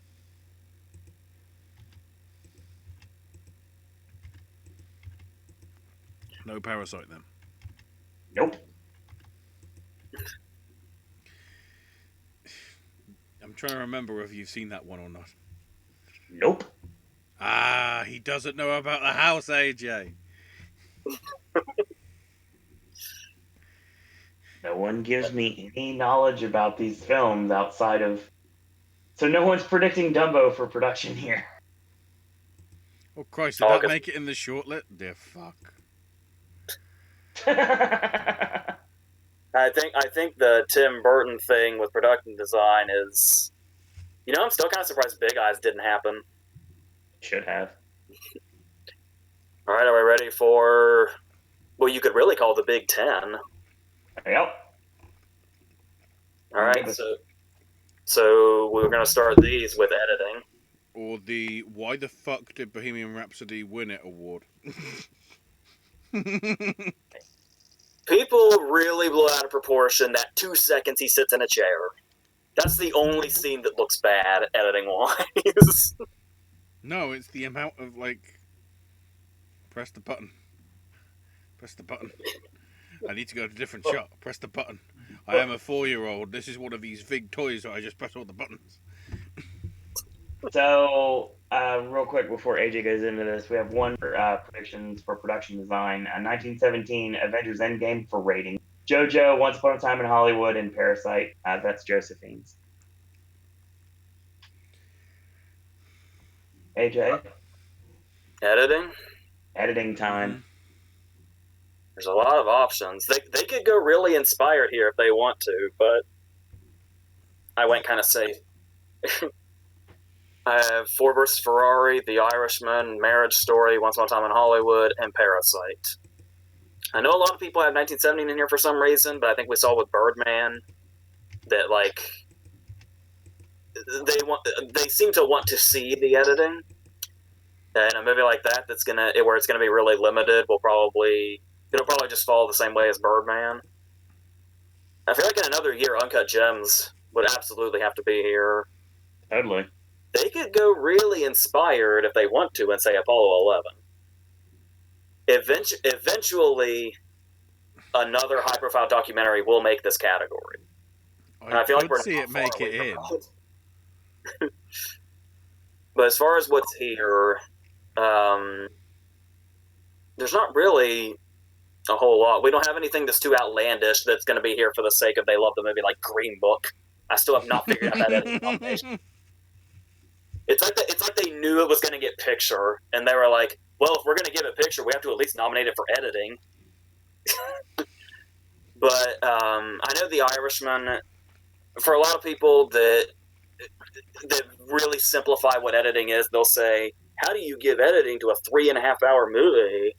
And they go with the pacing also, but it's like, first of all, Shoemaker is the fucking legend. And there's one scene I want to talk about in The Irishman real quick, if I can. That is a brilliant edit, if I have this right. There is a scene that is so brilliantly done on so many levels. It's not even a scene, it's a moment in The Irishman that is brilliant on so many levels with how they constructed it. And it's the scene where Pacino's all pissed off in the office and he's screaming at everybody. And then he stops and just like he's exasperated.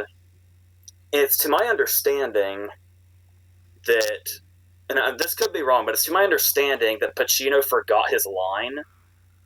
So he says his fucking fathers, and then he stops and then just bends over his desk and then starts to pace around angrily while screaming his fucking fathers, looking for the word locals.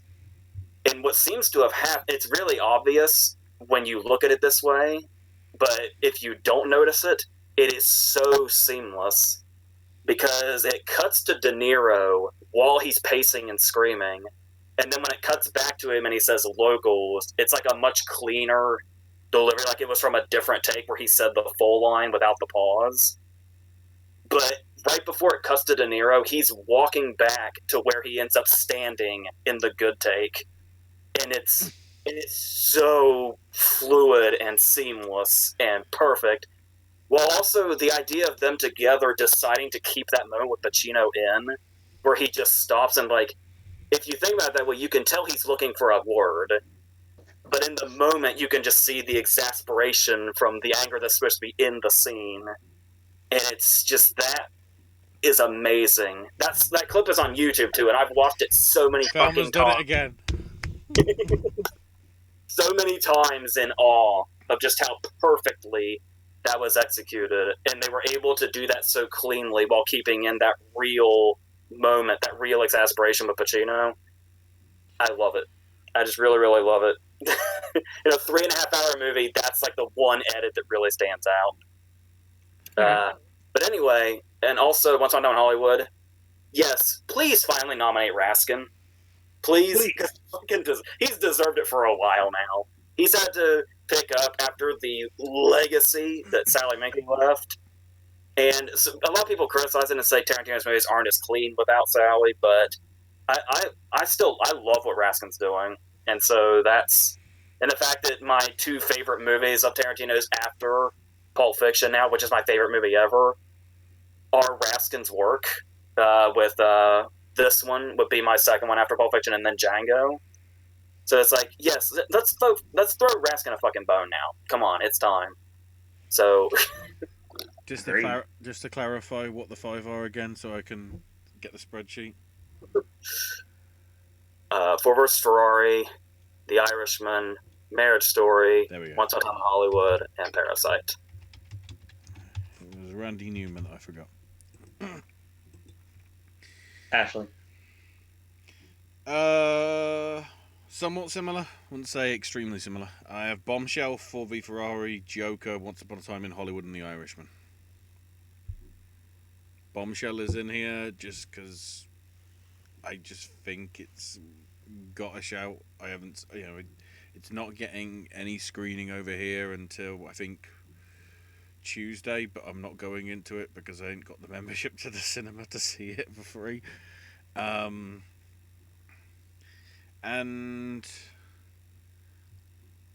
you know, I think there's something in Joker being in here if we're considering this like a list of films that are gonna be in Best Picture. That being said, the ones I missed out that are in AJ's could easily be in the 7 or the 9 or the 10, whatever it is. Okay. Top Hat says 1917 Ford, Irishman, Marriage Story in Hollywood. Josephine says Bo Rap won editing for ratings. It was a populist film. Let's see. Irishman, Ford, Hollywood, Marriage Story, and Parasite, says Smurfy Boy. Top Hat says, I think the Academy has learned their lesson. This time they'll... Haha, I can't. There you go. Top Hat says, I think you're brilliant, AJ.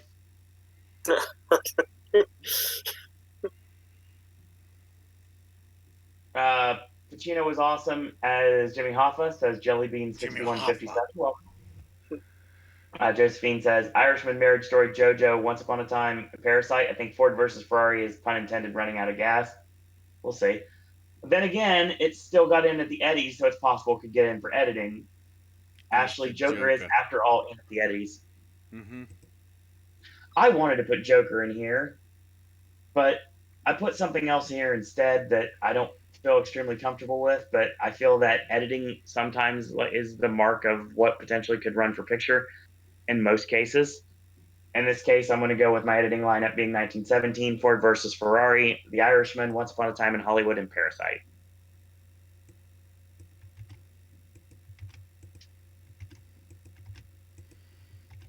One more category, and then we're going to go back to August, gentlemen.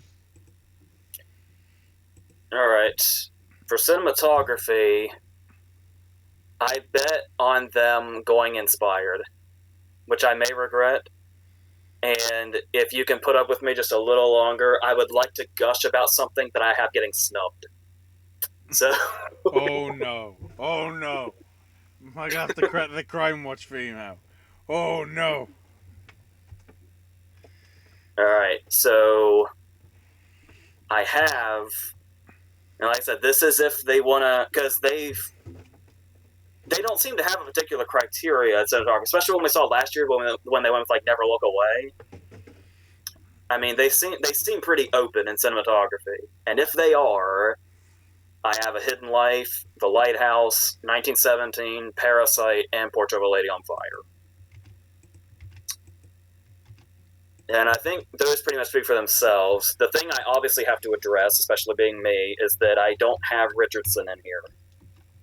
And I want to tell you about all the reasons Richardson should be in here to make up for the fact that I have him getting snubbed.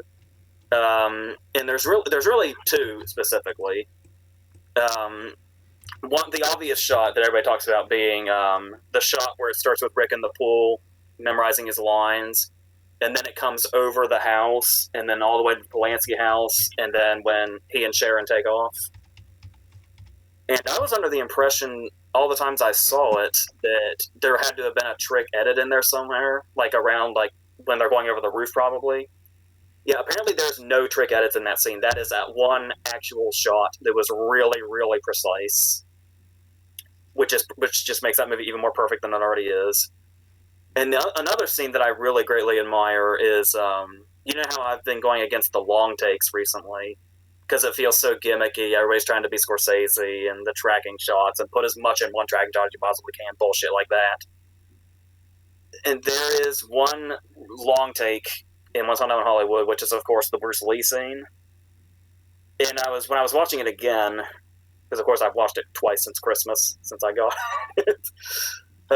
And I was just falling in love with this Bruce Lee scene even more because it's like the best long takes are the invisible ones. The ones where it's not occurring to you in the moment that it's a long take. And the way the camera like pushes in and moves around when it goes from like Lee's monologue and then while he's talking over to Pitt, and then Pitt starts, shit talking him, and then they challenge each other, and then the whole this is all in the one shot. The first cut is when he throws him into the car. And the fact that when you remember that, it's so not drawing attention to itself that long take, and maybe this is just me, is until I really noticed it like that, I would remember some of those shots as if they were cuts.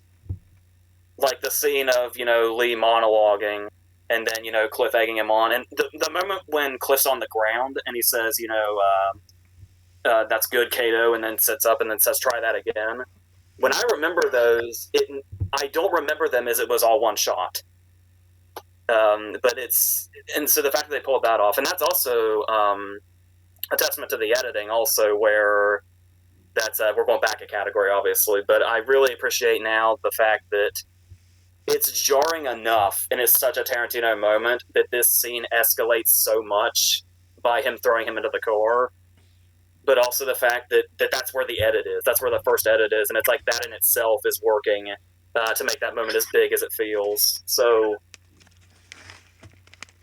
long story short, I would love for Richardson to be here, and I know most people have him there, but I could also see them going super inspired and throwing in all A Hidden Life, The Lighthouse, and Portrait of a Lady on Fire. 1917 and Parasite are obvious, I think. But yeah, so, and I would like to see them go that inspired, but I would also greatly appreciate Richardson being here, so we'll see what happens. Ashley? I have Roger Deakins for 1917, Lawrence Sher for Joker, Robert Richardson for Once Upon a Time in Hollywood, Hong Yun-po for Parasite, and Rodrigo Prieto for The Irishman. Roger Deakins, Roger Deakins, Roger Deakins, Roger Deakins. I was tempted to say not Roger Deakins for the other 4 films, but I thought that was disrespectful to their actual work on the thing. Okay. Again, mine is very similar to everyone else's, kind of a mixture of both. But before we go in, Josephine says, with the increase of foreign members in the cinematographer's branch, don't be surprised if Portrait of a Lady on Fire got in. We shall see. Top Hat says 1917 Irishman, Joker, Lighthouse, and Hollywood. Fry Guy says, never look away, should have won cinematography in foreign last year. It's such a beautiful film. Let's see. Josephine says, I saw A Hidden Life yesterday. I loved it. Such a powerful love story. Don't care if people are bored by Malik's imagery. It's beautiful. 1917 Lighthouse, Parasite, Irishman, Portrait is Smurfy Boy. Jellybean says 1917 and Lighthouse are locks for cinematography. Josephine says, as great as I think the cinematography is in Parasite, it's more likely to get in production design and editing. Well then. I'm guessing the dream now is Les Mis doesn't even get nominated, yet Portrait of a Lady on Fire gets multiple nominations, and the French go, why do we choose the other one? My cinematography lineup is 1917, The Irishman, Joker, Once Upon a Time in Hollywood, and Portrait of a Lady on Fire.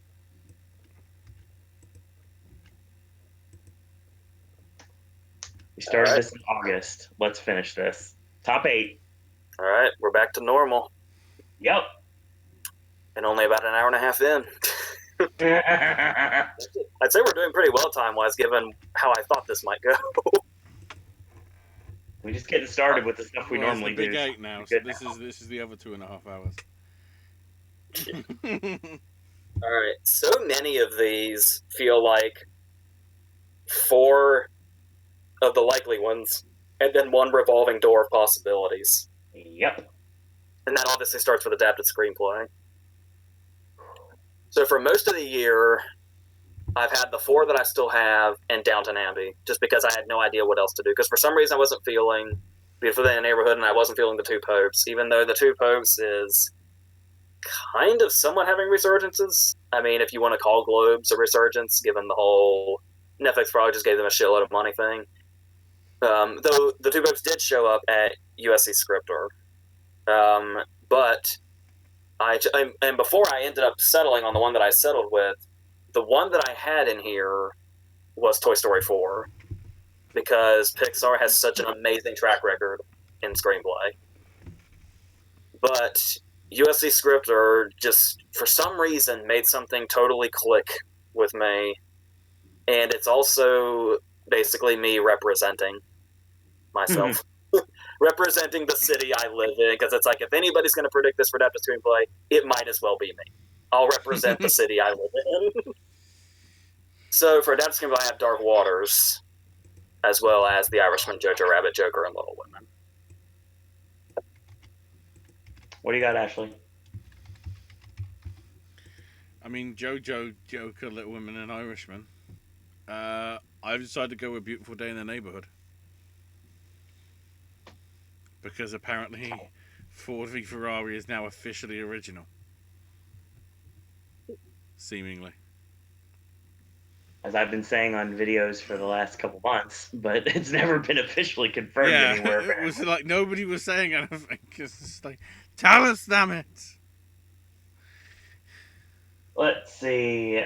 Josephine says it probably won't give in because it's too highbrow for them, but A Hidden Life qualifies as adapted. Yeah. Top Hat says Irishman, Jojo, Joker, Little Women, Two Popes. Josephine thinks Top Hat is on point. I think Ashley's on point because I'm going with the same thing he said. I'm sticking with the same thing I said in November. A Beautiful Day in the Neighborhood, Little Women, The Irishman, Jojo Rabbit, and Joker.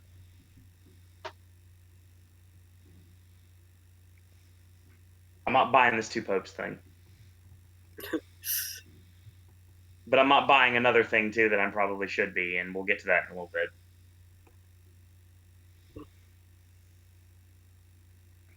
All right, original screenplay. Yes. This category's been so ridiculous all year. No lie. Once again, it's been the 4, and then there's like 10 things fighting for that one tiny spot.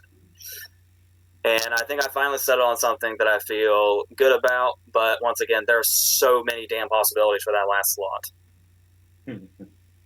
I have The Farewell, Knives Out, Marriage Story, Once Upon a Time in Hollywood, and Parasite. That spot where I had Knives Out could be anything and everything. From Ford vs. Ferrari to Uncut Gems to Waves to whatever the hell. Something we're not even thinking of. Another, like the Buster Scruggs scenario and adapted, where it was just something nobody was looking at. Mm-hmm. But I feel good about Knives Out, so that's what I'm going to go with. Possible. What do you got, Ashley? What AJ said. Knives Out, Marriage Story, Parasite, Once Upon a Time in Hollywood, and The Farewell. Yes, I swerved you all. Ford v Ferrari isn't in here. We'll get to that. Bry Guy says, don't predict Toy Story 4 because John... that. Smurfy Boy says Joker, Irishman, Little Women, Jojo, and The Two Popes. Smurfy Boy says Marriage Story, Parasite, Hollywood, Knives.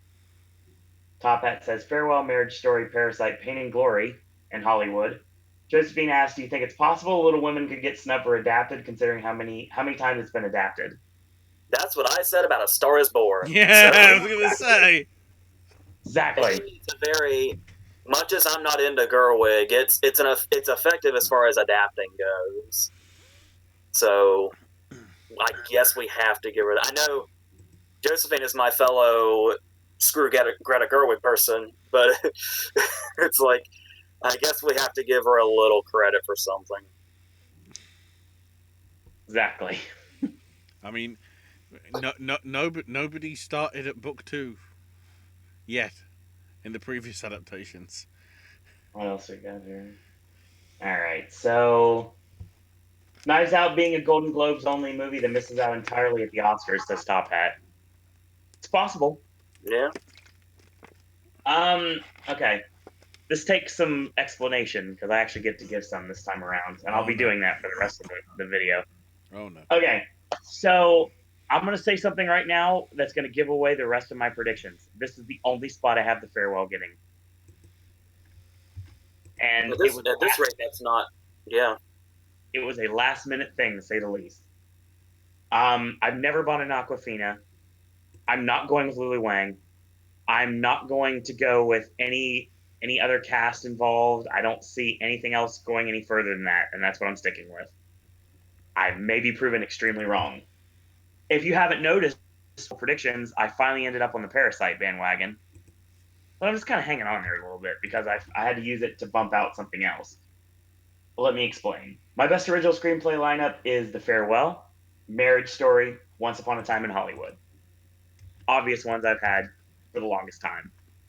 Parasite bumped out Ford versus Ferrari, which I wanted to be my fifth slot. But if I'm going to go and triple down, if I'm going to double down on something, I might as well triple down on it and say this is a surprise nomination for Jordan Peele. I'm sticking with Us. It's a ballsy choice. I don't know if it's going to go anywhere, but provided everything else I have for the rest of the run, I think it could happen. It could be the surprise one that we've been trying to find out which one is going to be that fifth slot. For me, it seemed like it was the one I've had all along, and I'll get to that in another category in a little bit. Booksmart is another contender, says Smurfy Boy. Yeah. Yeah. It's possible. I just think the Academy's gonna be snobbish to it, like it's seemingly been with everybody else. Seemingly forgotten about it. The stupid bastard. So AJ says, this is to AJ from Josephine. Regarding adapted screenplay, there was a lack of competition last year. This year is much more crowded, to say the least. Parasite and Marriage Story are neck and neck for a winning original, says Josephine. We'll see. All right, screenplay's out of the way. Let's go with acting performance. All right, supporting actress. This is going to be a fun conversation, AJ. Yeah, anybody that was here for when we discussed the nominees for SAG and Critics' Choice and Globe and all them, I said that this could change, but then I said the five that I thought would get in at that time. Mm-hmm. Yeah, that hadn't changed. Go ahead. I have Kathy Bates for Richard Jewell, Laura Dern for Marriage Story, Florence Pugh for Little Women, Margot Robbie for Bombshell, and Zhao Chen for The Farewell. Obviously snubbing Jennifer Lopez, which will freak people out for whatever reason. Not people that watch this channel. There's the whole thing where I was comparing her to Mila Kunis for Black Swan. If she gets snubbed at BAFTA, the stars will have a line just about perfectly with that. And then I went on to say that Jackie Weaver had Globe and only Globe that year and ended up getting in. That's how I feel about Kathy Bates. Now, I was feeling that before I even thought of the Jackie Weaver comparison. That just happened to be another plus in doing that. I feel like if Little Women had not been late to SAG, Florence Pugh would have been in Kidman's place. And Florence Pugh is being built up. There's a lot of people saying Florence Pugh overshadows Ronan. She's gotten a very, very positive reaction, and I feel like she'll be fine. We talked about Robbie having the one particular scene in Bombshell that's going to really put her over. Zhao, like I said, is giving me that Marina de Tavira vibe. Where a lot of people had her in, like, for sure before the big nominations started coming out. And then she kind of disappeared, but except for the Spirit Awards. But I still feel like, yeah, I still feel confident in that. And obviously Laura Dern is like a front runner. So if you look at these, the front runner, but that depends on how people feel about Lopez. And at the very start of this, I made my thoughts on the whole Lopez thing known. So we'll see if I've just been completely wrong about that the whole time or not. Go ahead, Ashley. Similar. Laura Dern for Marriage Story, Jennifer Lopez for Hustlers, Florence Pugh for Little Women, Margot Robbie for Bombshell, and Susan Zhao for The Farewell. For me, Florence Pugh is going to be the Maggie Smith at the BAFTAs in this. For That's sure. Yeah. That she's going to be sort of the British sort of flag flyer, with the others maybe being the international ones. In all honesty. And that'll be the BAFTA nomination will be the perfect thing to propel her in here. Also, I think So- BAFTA would like to acknowledge her for whatever the fuck happened last year with the Rising Star. Yeah. Because Fair. if you look at what Little Women, Midsummer, and Fighting with My Family, she's had a pretty strong year. To say the least. And all three performances are so incredibly different. So, Taxi Driver 101, welcome to chat. I love So praised. Laser character for Big Little Lies. We had this exact conversation on the podcast we previously did for the Guild. Smurfy Boy says Laura Dern, Jennifer Lopez, Margot Robbie, Florence Pugh, and Zal. Josephine says, I think J-Lo is vulnerable, being that there are no way Hustlers is getting nominated for picture. Top Hat says Dern, Lopez, Pugh, Robbie, and Zal. Josephine says, one of the fellow co-workers at the library I work with thinks Florence Pugh should have been Joe in Little Women instead of Saoirse Ronan. I'd buy that. I wouldn't have a problem with that if she was for... I don't think there's much Florence Pugh can't do at this point. So Accurate. Totally accurate. This is spoilers for my category, but if she did, she wouldn't have got nominated for Best Actress. It's not really spoilers. I think most of us are thinking that route at this point. Top Hat says how Lopez didn't get nominated for Geely. No, sarcasm. Jellybean says I don't see anyone winning supporting actress other than Laura Dern. Just because we do have frontrunners, number one, doesn't mean that there can't be somebody that can take them out. And number two, it doesn't matter at this point because we all know Laura Dern's getting nominated, and she's probably the one that's striving to win at this point. But we'll see who her competitors are, is what we're doing here, basically. And I will answer with another answer to this. So, this whole season, I've had one person in this supporting actress category that I have not let go of. The day is now. Annette Bening, goodbye. Seems like goodbye. That's you, AJ. Maggie Smith, Sivako, she is gone. So I decided I wanted to do something a little different, and I changed some things up again. I have Laura Dern for Marriage Story. I have Florence Pugh for Little Women. I have Margot Robbie for Bombshell. In the place of Annette Bening, I have Scarlett Johansson for Jojo Rabbit. Want to see it happen? Let's will things into existence, shall we? And AJ, I'm not going to let you die alone on that Helen Kushnick bandwagon because I have Kathy Bates too.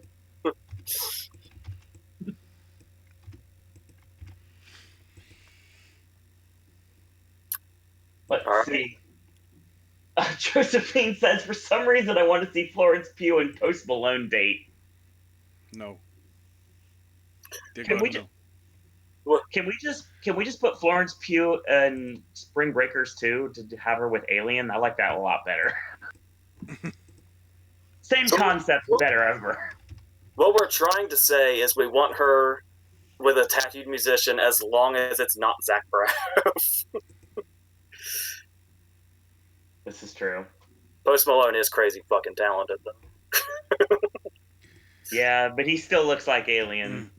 To say the least. He really does. I'm going to mention it here because I'm probably going to forget between now and when the nominations come out for the BAFTAs. Especially because they'll announce it the day before because they want to be artsy. I'm predicting Thomasin McKenzie is going to be nominated for Rising Star. Wouldn't have a problem with that. Because they need to make up for why she wasn't in for Leave No Trace last year. Don't forget, people that have been watching these podcasts since day one realize that had Mackenzie in for Best Actress at one point. So Josephine says, as much as I love JoJo to pieces, I did not like ScarJo's performance. Maybe they should cast. That's interesting. I think they should cast either Vicky Creeps from Phantom Thread or Valerie Packner from A Hidden Life as the Mom. You are a mark for that movie, and I appreciate that, Josephine. But her That's a feet, good though. thing, not a bad thing. Her feet, though. We appreciate that, though. It's Mark is a term of endearment here. Mark? Yes.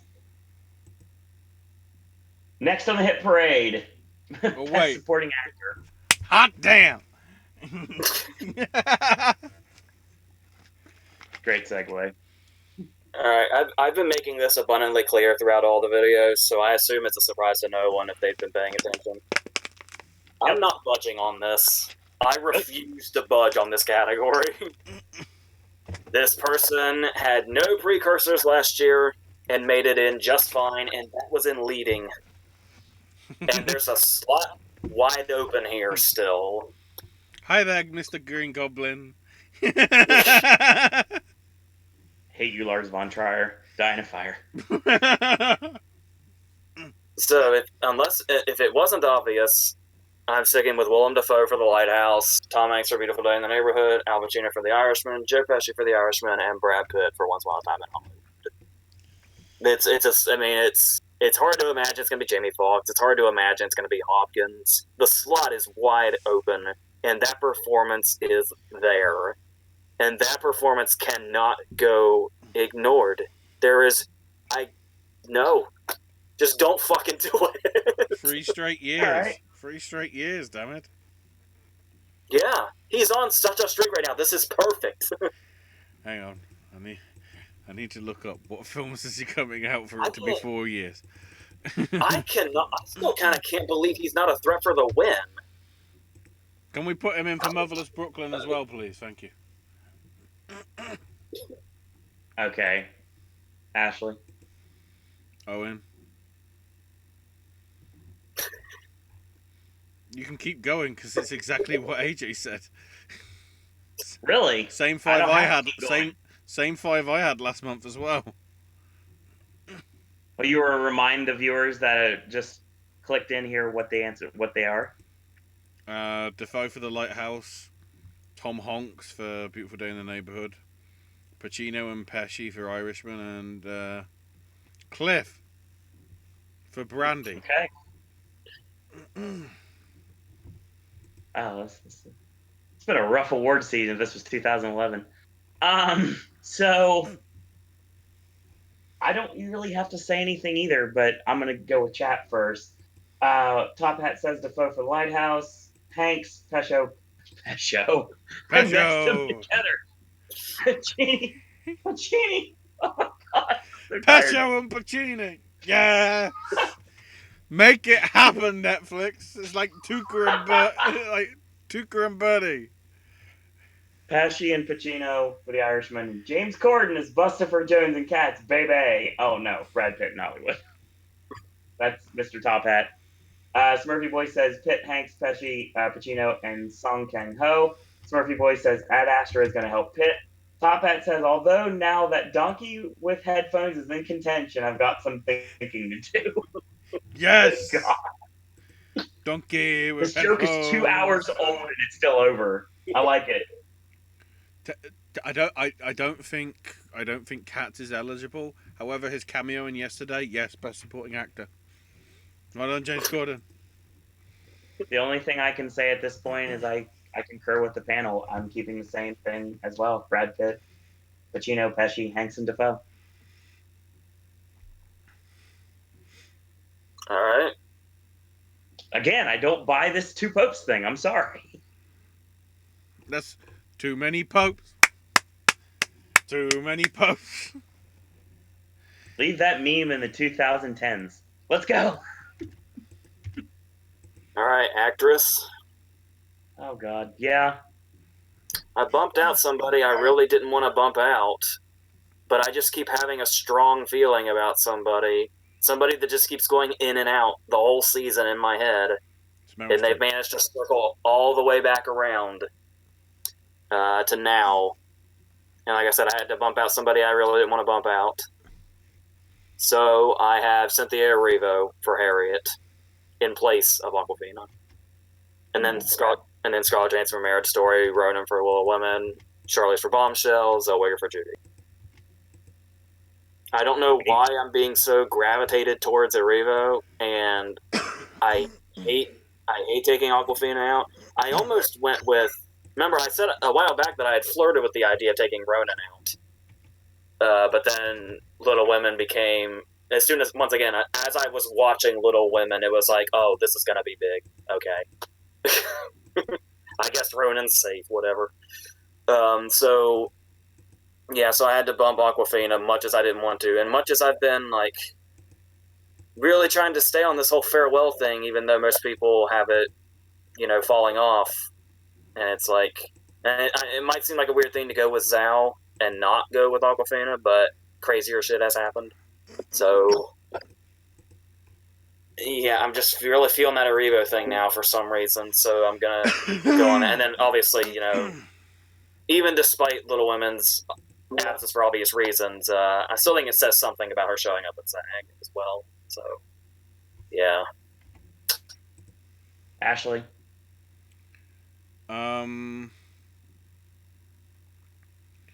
I just realised I shouldn't have muted because you still hear my coughs anyway because of the setup I got on the mic. Apologies, everybody.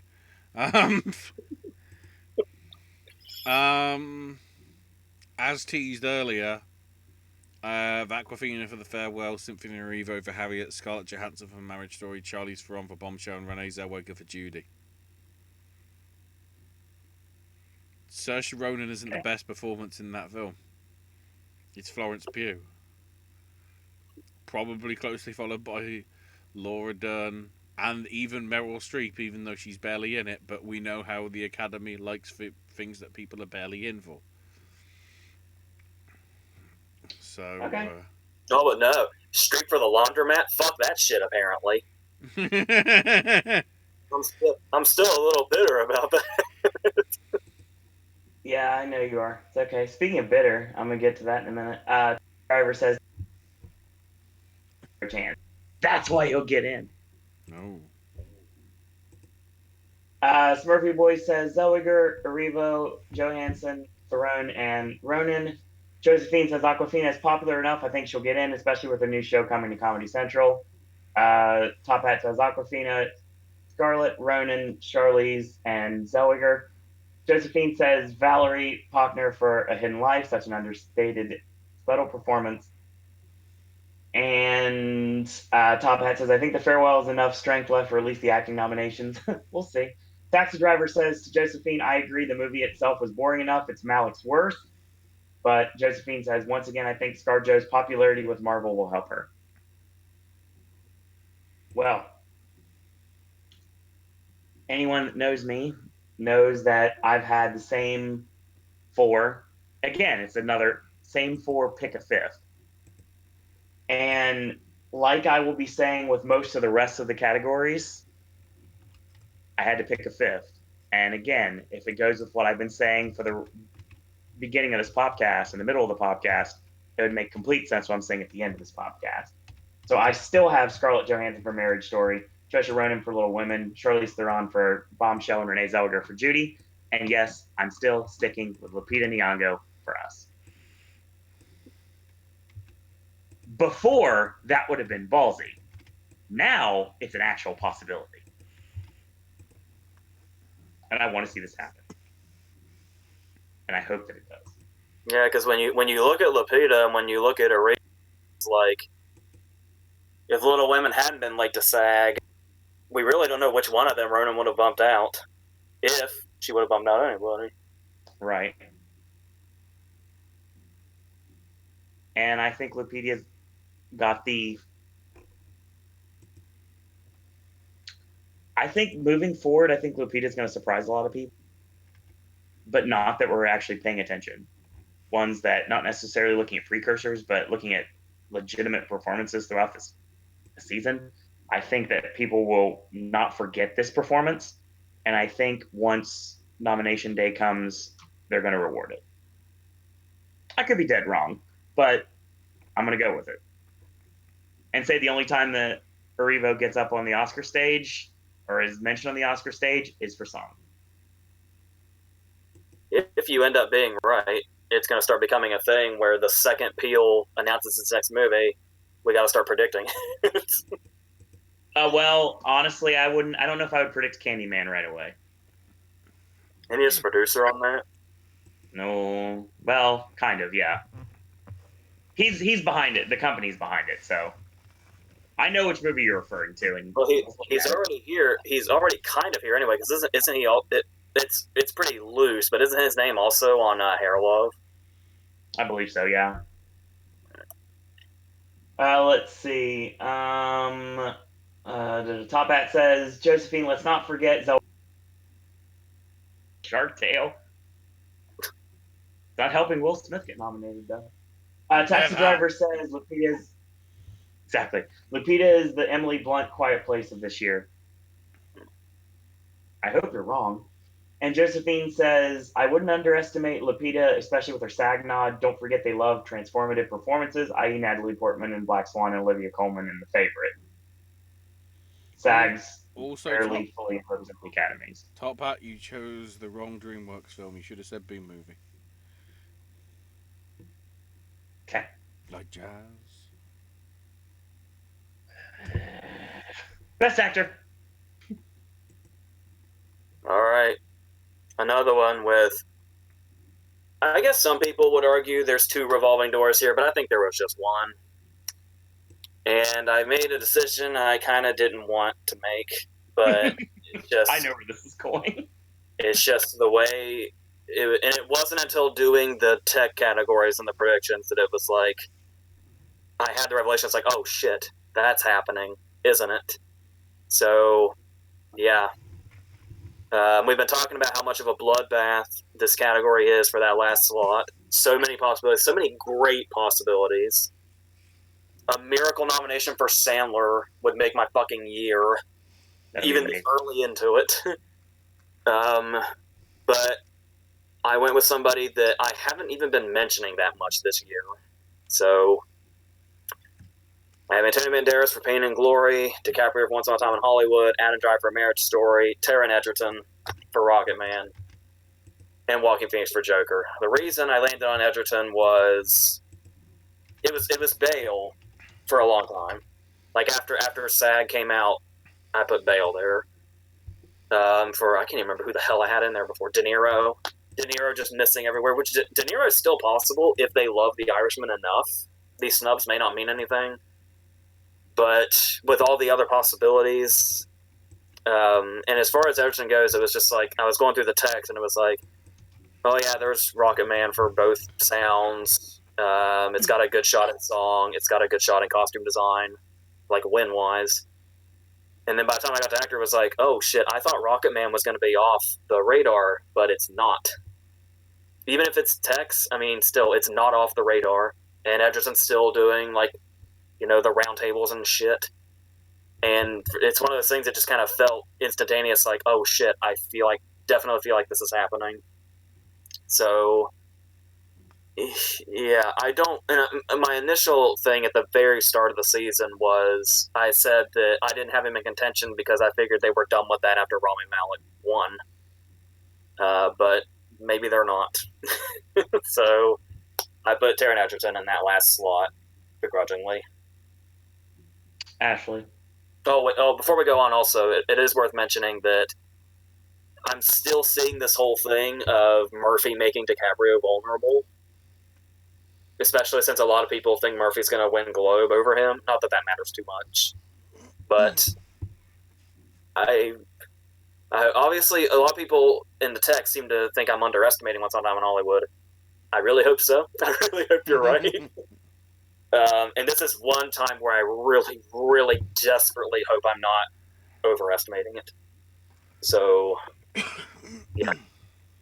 He's Rick fucking Dalton, and that needs to be the only thing that matters. Ashley. I have Christian Bale for Ford v Ferrari, Antonio Banderas for Pain and Glory, Leonardo DiCaprio for Once Upon a Time in Hollywood, Adam Driver for Marriage Story, and Joaquin Phoenix for Joker. You get what you fucking deserve. God, such a. Ugh, it seems sucks so bad. I hate it so much. Here's the thing. He gets snubbed. That's every time. If he loses or gets snubbed, you get what you fucking deserve. Will ring out this season. Here's what we've got. Smurfy Boy says Phoenix, Driver, DiCaprio, De Niro. Top Hat says De Niro, DiCaprio, Driver, Edgerton, and Phoenix. Top Hat says I've been saying Edgerton from day one. Check the receipts. Yeah, I confirm that. Taxi Driver says I think Bale's getting in over De Niro. Edgerton will not get in. Price's chances are slipping. Murphy has a 0 chance, and a perfect world Sandler would get in, but he won't. Banderas is getting in. I hope you're wrong. Josephine says, I saw Uncut Gems on New Year's Eve. I loved it. Sandler is outstanding. I forgot I was watching a Sandler performance. AJ, I agree. It would make my year. Don't forget he did win the NBR. Yeah, I'm actually seeing Uncut Gems again this weekend instead of The Garage. Very nice. Smurfy Boy says, if Edgerton gets nominated back here. That's a big if. The guy on the right is right, says Taxi Driver. I think he's referring to you, actually. If Roman Griffin Davies wins the Globe, you think he can sneak in, says Josephine. I'd like that. That'd be nice. But that's a pretty steep hill for him. For somebody that's never acted before. So going up against like DiCaprio and Banderas. So here's where I end up looking like the fool. So all season we've said there's going to be a fifth person that we need to predict. You telling me there's everybody is pretty much everybody is under the impression that we've got DiCaprio, Driver, and Phoenix, and everybody else is in a battle for those last 2 slots. I've had Bale for a while, so I've stuck with Bale all along. So I think I can't say he's a lock because no one's a lock at this point, except for the 3 we just mentioned. You've got plenty of options. You got Eddie Murphy, you got Adam Sandler. A lot of SNL could potentially be in this category. Fast, of course. This is the thing about me here. I wanted to get on a bandwagon, but I was thinking I've not been on it all along. I'm not going to get on it now. I probably live to regret this. I've not had Banderas at all. I think August I did, but that's when I had him. To be fair, at this point, I'm going to go with my gut instinct, and I'm going to say that it's Christian Bale for Ford versus Ferrari, Leonardo DiCaprio for Once Upon a Time in Hollywood, Adam Driver for Marriage Story, and Joaquin Phoenix for Joker. And might as well go with who brought me to the dance in the first place. I'm going to stick with this biggest surprise is the Shyamalan style surprise. When the surprise is there's no surprise at all, Robert De Niro gets that last slot. So as long as they love The Irishman that much, his snubs may mean nothing. That's how I see it in my head. I'd love Sandler to get this spot. Oh my God, I'd love Sandler to get this spot so bad. I'd like to be wrong on some of these predictions, especially for stuff that I don't care for or have not seen until I see them, and then I'll probably regress what I said. Retract my statement. The thing is, I don't know. I just got a feeling they're gonna love The Irishman that much that you might as well nominate De Niro because God knows how many performances he has left in him before he hangs it up. He said himself. Yeah, but he made Dirty Grandpa. He said himself he's on the tail end of a career, and this is a way to give him one big proper send off as a performance like The Irishman. He made Dirty Grandpa. Very that was his send off. Go away. Bye. All right, so real quick before we go into the final category, Josephine says, do you think the accusation about De Niro harassing his former assistant could hurt him? My God, people, I didn't even know this thing was a thing. Yeah. Wasn't that was like a really long time ago? That's an old time. But then again, I was thinking it was. Knowing how Hollywood works, we'll bring it up again to try and get negative heat. I was also thinking. I mean, I know you got to be careful with this kind of stuff, but I was thinking it was like debunked by this point. But obviously, you can never quite really tell with that stuff. But that's as far as I'll take that. Yeah, no lie. Taxi Driver says no too young for Davies. Top Hat says the youngest to ever get nominated was 7 years old. Taxi Driver says Tremblay should have won lead actor for Room. I mean, performance was phenomenal. It was monumentally better than Hollywood Sweetheart Leo that outacted by Tom Hardy in his own movie. Oh man, I love DiCaprio in The Revenant, but that is so true. Yeah, Hardy is phenomenal in that movie. Especially people that remember performances like Bronson, where Hardy got on the map for the first time. It was the first time I recognized his work. And Kavinsky, for all the Joey Janela Star Trek fans have known Hardy for the longest. Yeah. De-aging on De Niro was one of the factors letting found it distracting. So Josephine Bragai says, like, ScarJo defended Woody Allen. Okay. Best director. All right. Once again, I pretty much already made this clear. I was watching Little Women, and it was like, well, I feel like we're done here.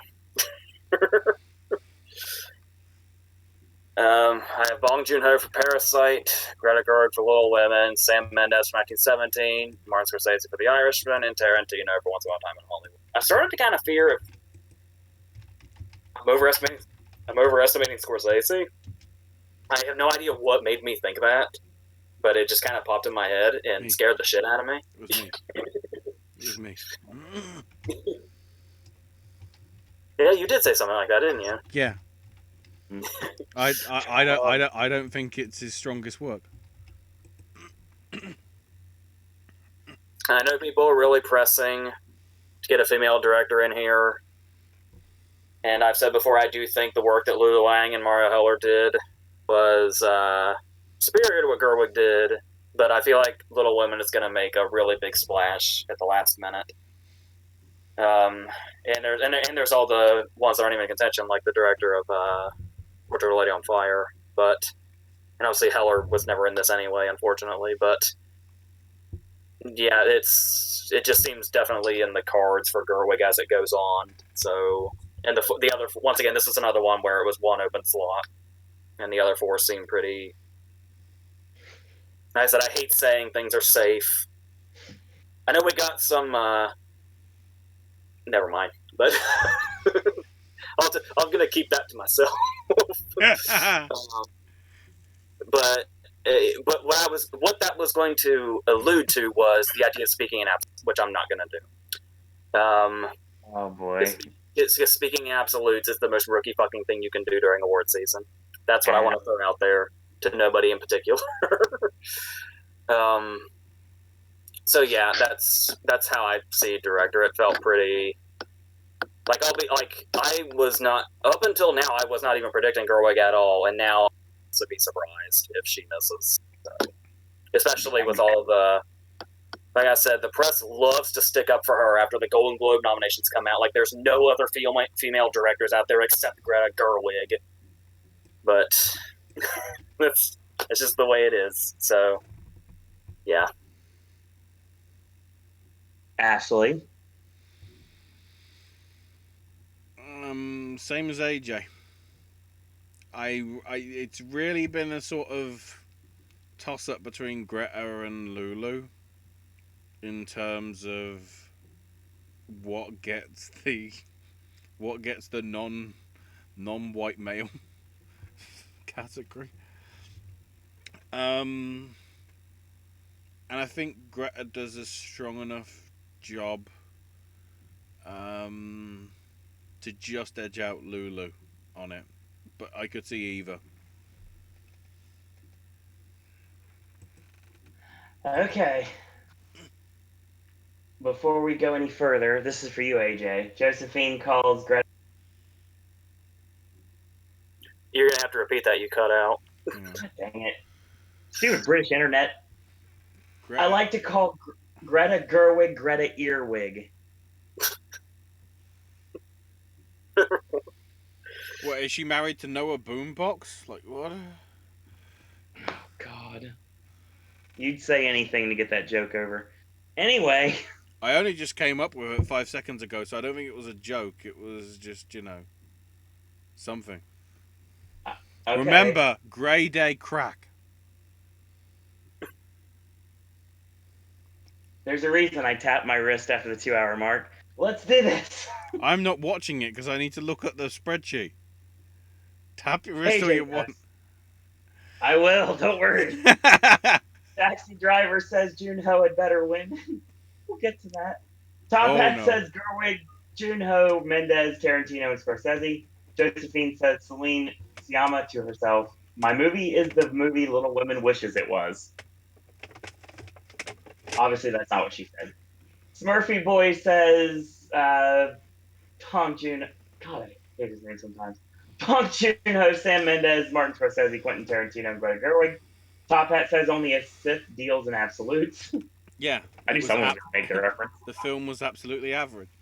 Um, So, Smurfy Boy says, in my opinion, Marriage Story isn't a movie about direct performance and screenplay. We'll get to that. Top Hat says Bombach could sneak in instead of Gerwig. It's close. That's my response to you. Top Hat. Taxi Driver says don't underestimate Bombach's incredible direction. Scorsese only has one Oscar. He should have 7. So, okay, let's take some explanation. For those of you that have been long-time viewers of the podcast, you know that. What do you say, AJ? I know what you're gonna say. I can't wait to hear the explanation. Please go on. where's Bong?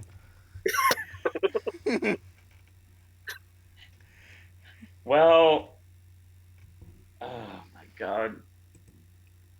Okay. This whole season, I have not been fortunate enough to ever see Parasite. It got very close to me. As a matter of fact, at the theater that I frequent on the opposite side of town, but I went to watch Jojo Rabbit instead, thinking Parasite would be there next week. It left 2 days later. Jojo Rabbit has remained there to this day. Wow. Reason. So, that being said, this is nothing against the movie or the direction or anything. But, like I said before, and I know I'm going to get a lot of flack for this, and I'm prepared for it because don't forget, I'm the one in this entire panel that's the least informed. I won't even lie about that. And I'm sure you could probably tell in my descriptions of certain things. Not that I don't watch things, I actually didn't watch much of anything at all last year, but I did pick up a lot this year and actually was able to watch a lot of the movies that are being nominated this year. Most of the picture nominees that we think are going to get nominated, at least by the conversations that we've had over here, I've seen, except for the ones that are not out yet, and Parasite. So that being said, I was fully prepared to go into this today and say, the drought is over. I'm finally putting him in. But then I thought about it. And I stick with keeping my personal bias aside, and everyone knows what it is. I want Greta in this. I feel she is getting nominated. Fast forward, remember, rewind what I said about Lady Bird before. Sam Mendes is in this for 1917. Martin Scorsese is in this for The Irishman. Quentin Tarantino is in for Once Upon a Time in Hollywood, and hopefully this is finally his much-deserved Oscar win. But that being said, when we talked about the Why Not Both, I had Noah Baumbach missing here. I don't now. Baumbach gets my last slot. And I have the person that everybody thinks is going to win Best getting snubbed. Because Parasite doesn't have to get director to get in the picture. It certainly helps. Oh, go fuck yourself. Well, the difference here is that the direction is so much of the show, which you can't necessarily say about stuff like Green Book, that's still able to do well without a director nomination. But see, here's the thing, Taxi Driver. I'm sure you're referencing the fact that I haven't seen Parasite. It's because I don't have a way to see it. If I had a way to see it, I would watch it right now. I don't have a way to see it. I have to wait for the Oscar nominations to come out so they can bring it into my theater. Yeah, I'm looking. The AMC Dine-In Disney Springs in Lake Buena Vista is showing it. That's the only one in Orlando, or the Orlando area. They did have it, but it's been long gone for months. Actually, Oh well, it's not playing there now, I'm looking at the listings and it says that it is. unless it got brought back this week. Then it wasn't there the other day when I was there, and I was. Fandango has it listed at 1:35 and 10:55. And that's new because that's not something that was the case. I mean, I'm looking at. It's Thursday, so it makes sense that it would actually come in this week because it was not scheduled to come here this week. If it comes here, I have no problems in going to see it because I really want to see the movie. Wait, is that your local then? No, Okay. That's the only one that's it's a listed. Disney.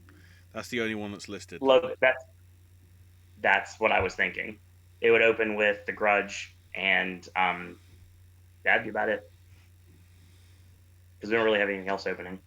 And if anybody else is having trouble with Parasite, its Blu-ray release is like two or so weeks before the show. Yeah. Let's see. Top Hat. Sorry, that is respond to me. Josephine says they could pull Hurt joke. I Yeah. mean, I have them both getting in, so Hurt hopefully Locker they Avatar do. Part 2. Not as a joke. Then again, the director's branch has changed dramatically over the past few years with foreign members. Cassie says, I'm sure you'll find a way to say it isn't Universal and Disney and like a couple of minutes away from each other. I might be wrong on that. It's not a couple of minutes, it's about 20, but still, it's not easy to just get over there, especially when I usually don't work the next 2 days. And because of the New Year schedule, I actually do work. Either way, what I'm trying to say is, hopefully it'll. Hopefully. Horrible description, I know, but it's not as bad as it could have been. Could have been a lot worse. I feel pretty good about these noms. I have The Farewell, The Irishman, Jojo Rabbit, Joker, Little Women, Marriage Story, 1917, Once Upon a Time in Hollywood, and Parasite. I know some people have more faith in Bombshell after the SAG Ensemble nomination, but I don't really feel. I feel like it would have to get in Screenplay in order to do that. So if we're watching nominations morning and it gets in Screenplay, that may happen. But that's a good fucking luck getting an original screenplay to anybody. And I did have Ford vs. Ferrari in here as kind of a bit of a crowd pleaser spot. I had it in place of Little Women. Once again, that's before I saw Little Women and realized, oh, this is probably a much bigger deal than I initially thought. Despite what SAG may have you believe. But yeah, I don't see any reason to not go with those 9. I know, like I said, I know people have been saying, "Oh, The Farewell's dying off," but even if it's in the 9th slot, I would put it in before the other options that are here, which are fewer and fewer. So, yeah. What do you got, Ashley? I'm gonna go through my list just to see if it is exactly the same as AJ's, like I think it was, because I lost track of it. So I have 1917, Jojo Rabbit, Joker, Little Women, Marriage Story, Once Upon a Time in Hollywood, Parasite, The Farewell, and The Irishman. That's it. There you go. I'm trying to remember what I had the last time we did these. If I scroll over, yeah, Ford versus Ferrari and Knives Out were the ones that dropped out. Parasite, I was going to say jumped on the bandwagon, but I mean, not to excuse your situation, Owen, but after actually seeing it, I was like, I now get it. I now get why people and I'm trying to remember whether it was The Irishman or no. I think it was The Irishman that I took out and then put back in, or was it? No, it was Marriage Story because that it's been getting so much stuff that it's like I can't really put it in and sort of take a point deduction because I think I'm only trying to win on the Oscar noms this year because I don't think I've got maybe much chance in some of the other stuff, but I'm trying to remember what happened last year. Oh, Owen, who didn't see any of the films, won. Now I remember.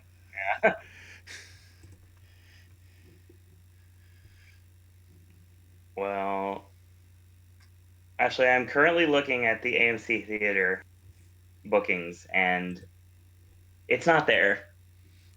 Fandango lies. Fuck you, Fandango. Not the wrestler, just the ticket Thank you. site. Don't disrespect Fandango Yes, like that. yes, yes. I was gonna say one per Nope, there it is. one per stream. Confirmation. There it is. It starts tomorrow. It didn't have a showing tonight because it's Thursday. Wait, so it is coming this coming week? It will be there Friday. It'll be there tomorrow, which means Hashtag as Fandango long was as I right. can hold out for a week, I can see it next Friday. Hopefully. Fandango was right. Of course they were. I was right. I know for a fact it connects to the bookings of the movie theater. Ah. I would know this from experience. Ah. William Mann, welcome to chat, says Ford versus Ferrari, the JoJo story, 1917, Once Upon a Time in Hollywood, and Parasite. Josephine says 1917, The Farewell, Irishman, JoJo, Joker, Little Women, Marriage Story, Once Upon a Time in Hollywood, and Parasite. Top Hats, 1917, Irishman, JoJo, Joker, Little Rabbit, wow. Little Women, Marriage Story, Hollywood, little Parasite, Ford, donkey. and Little donkey with headphones.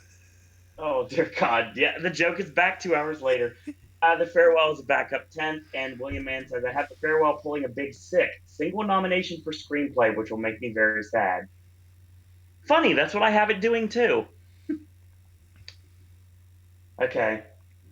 For the last time this season, before we get an actual lineup, I have 1917 Ford versus Ferrari, The Irishman, Jojo Rabbit, Joker, Little Women, Marriage Story, Once Upon a Time in Hollywood, and Parasite. I finally bumped A Beautiful Day in the Neighborhood out for Little Women, and The Farewell was eliminated by Parasite. Ford versus Ferrari and The Farewell were fighting for that last spot, and I looked at my other categories. I did the same thing, but I justified that Ford versus Ferrari fit there better. That's the only reason it's my number 9. So your differences to us is just Farewell and what was the other one? I have 1917 Yeah. Ford final 2020 Academy Awards predictions. In a world where there are videos that get thousands upon thousands of views of people just staring blankly into a screen saying, I've not seen this, thank you for taking the time to listen to in-depth analysis provided by AJ, Ashley, and me just sitting here. We've got the Golden Globes coming up on Sunday. It is the first awards show of the season. We will be doing a wrap-up construction. That's going to be a problem with that. So you'll get your reactions, but it's not going to be until later in the day. And I can assure you, none of this panel will have seen anything by the time that we get to that. So that's your show. And also, it's worth acknowledging, as far as nominations go, the monument that is Tuesday, where we're getting Tuesday. BAFTA, PGA, and DGA all at once, and the Blu-ray release of Joker, if you're into that, which I certainly will be. Well, also, it's funny you mentioned the Blu-ray release of Joker. Put Peakson's head into the DGA lineup. You never know. Bumping one of these men or women out of the list. Who knows? We'll see. Thank you, Cassie, for joining us. So she says it's always a fun time. Yeah, we enjoyed doing this live podcast, talking about the award season. And we've got other stuff coming up soon. We've got our predictions for the guilds, for the BAFTAs, and the Independent Spirit Awards coming up in the next couple months. And by that, I mean like month, because literally seasons, seems like it's a month and a half this year with how fast everything's coming. So that's your podcast. I want to thank everyone for joining us. Top Hat says nominations are fast approaching. See you guys on the other side. Yes, you will. Ashley, thank you for joining us again tonight. Mm-hmm. More gaming and sip and snack content coming in the near future. Don't know when, but it'll come. AJ's got a video coming up really soon that you guys are gonna really enjoy, but I'm not gonna reveal what that is right now, unless you want me to, AJ. You might as well. AJ's doing a worst of the year list, and we're actually getting that video soon. Oh, And by soon, I mean the next few days. And by the next day, I pretty much mean tomorrow. It's gonna be, since I'm seeing Uncut Gems again instead of The Grudge, the worst of the year list is gonna be in place of a review video. So you'll get that tomorrow, sometime.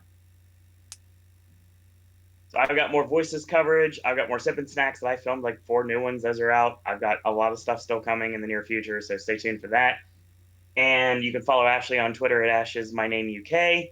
AJ is not on social media, but you can leave comments under these podcasts or any of our videos or ask him any questions, or I can direct messages to him. So we can do another video like we did last time where AJ answered all your questions for years. That was entertaining, actually. And you can find me on Twitter if you'd like at Siro and Disney. So that's going to be your show for tonight. And thanks everyone for joining us tonight, whether in archive or live. And until tomorrow, boys and girls, that's all we got to say about that. all these people want him release the Snyder cut, release the JJ cut. Why don't we do the release the donkey with headphones cut?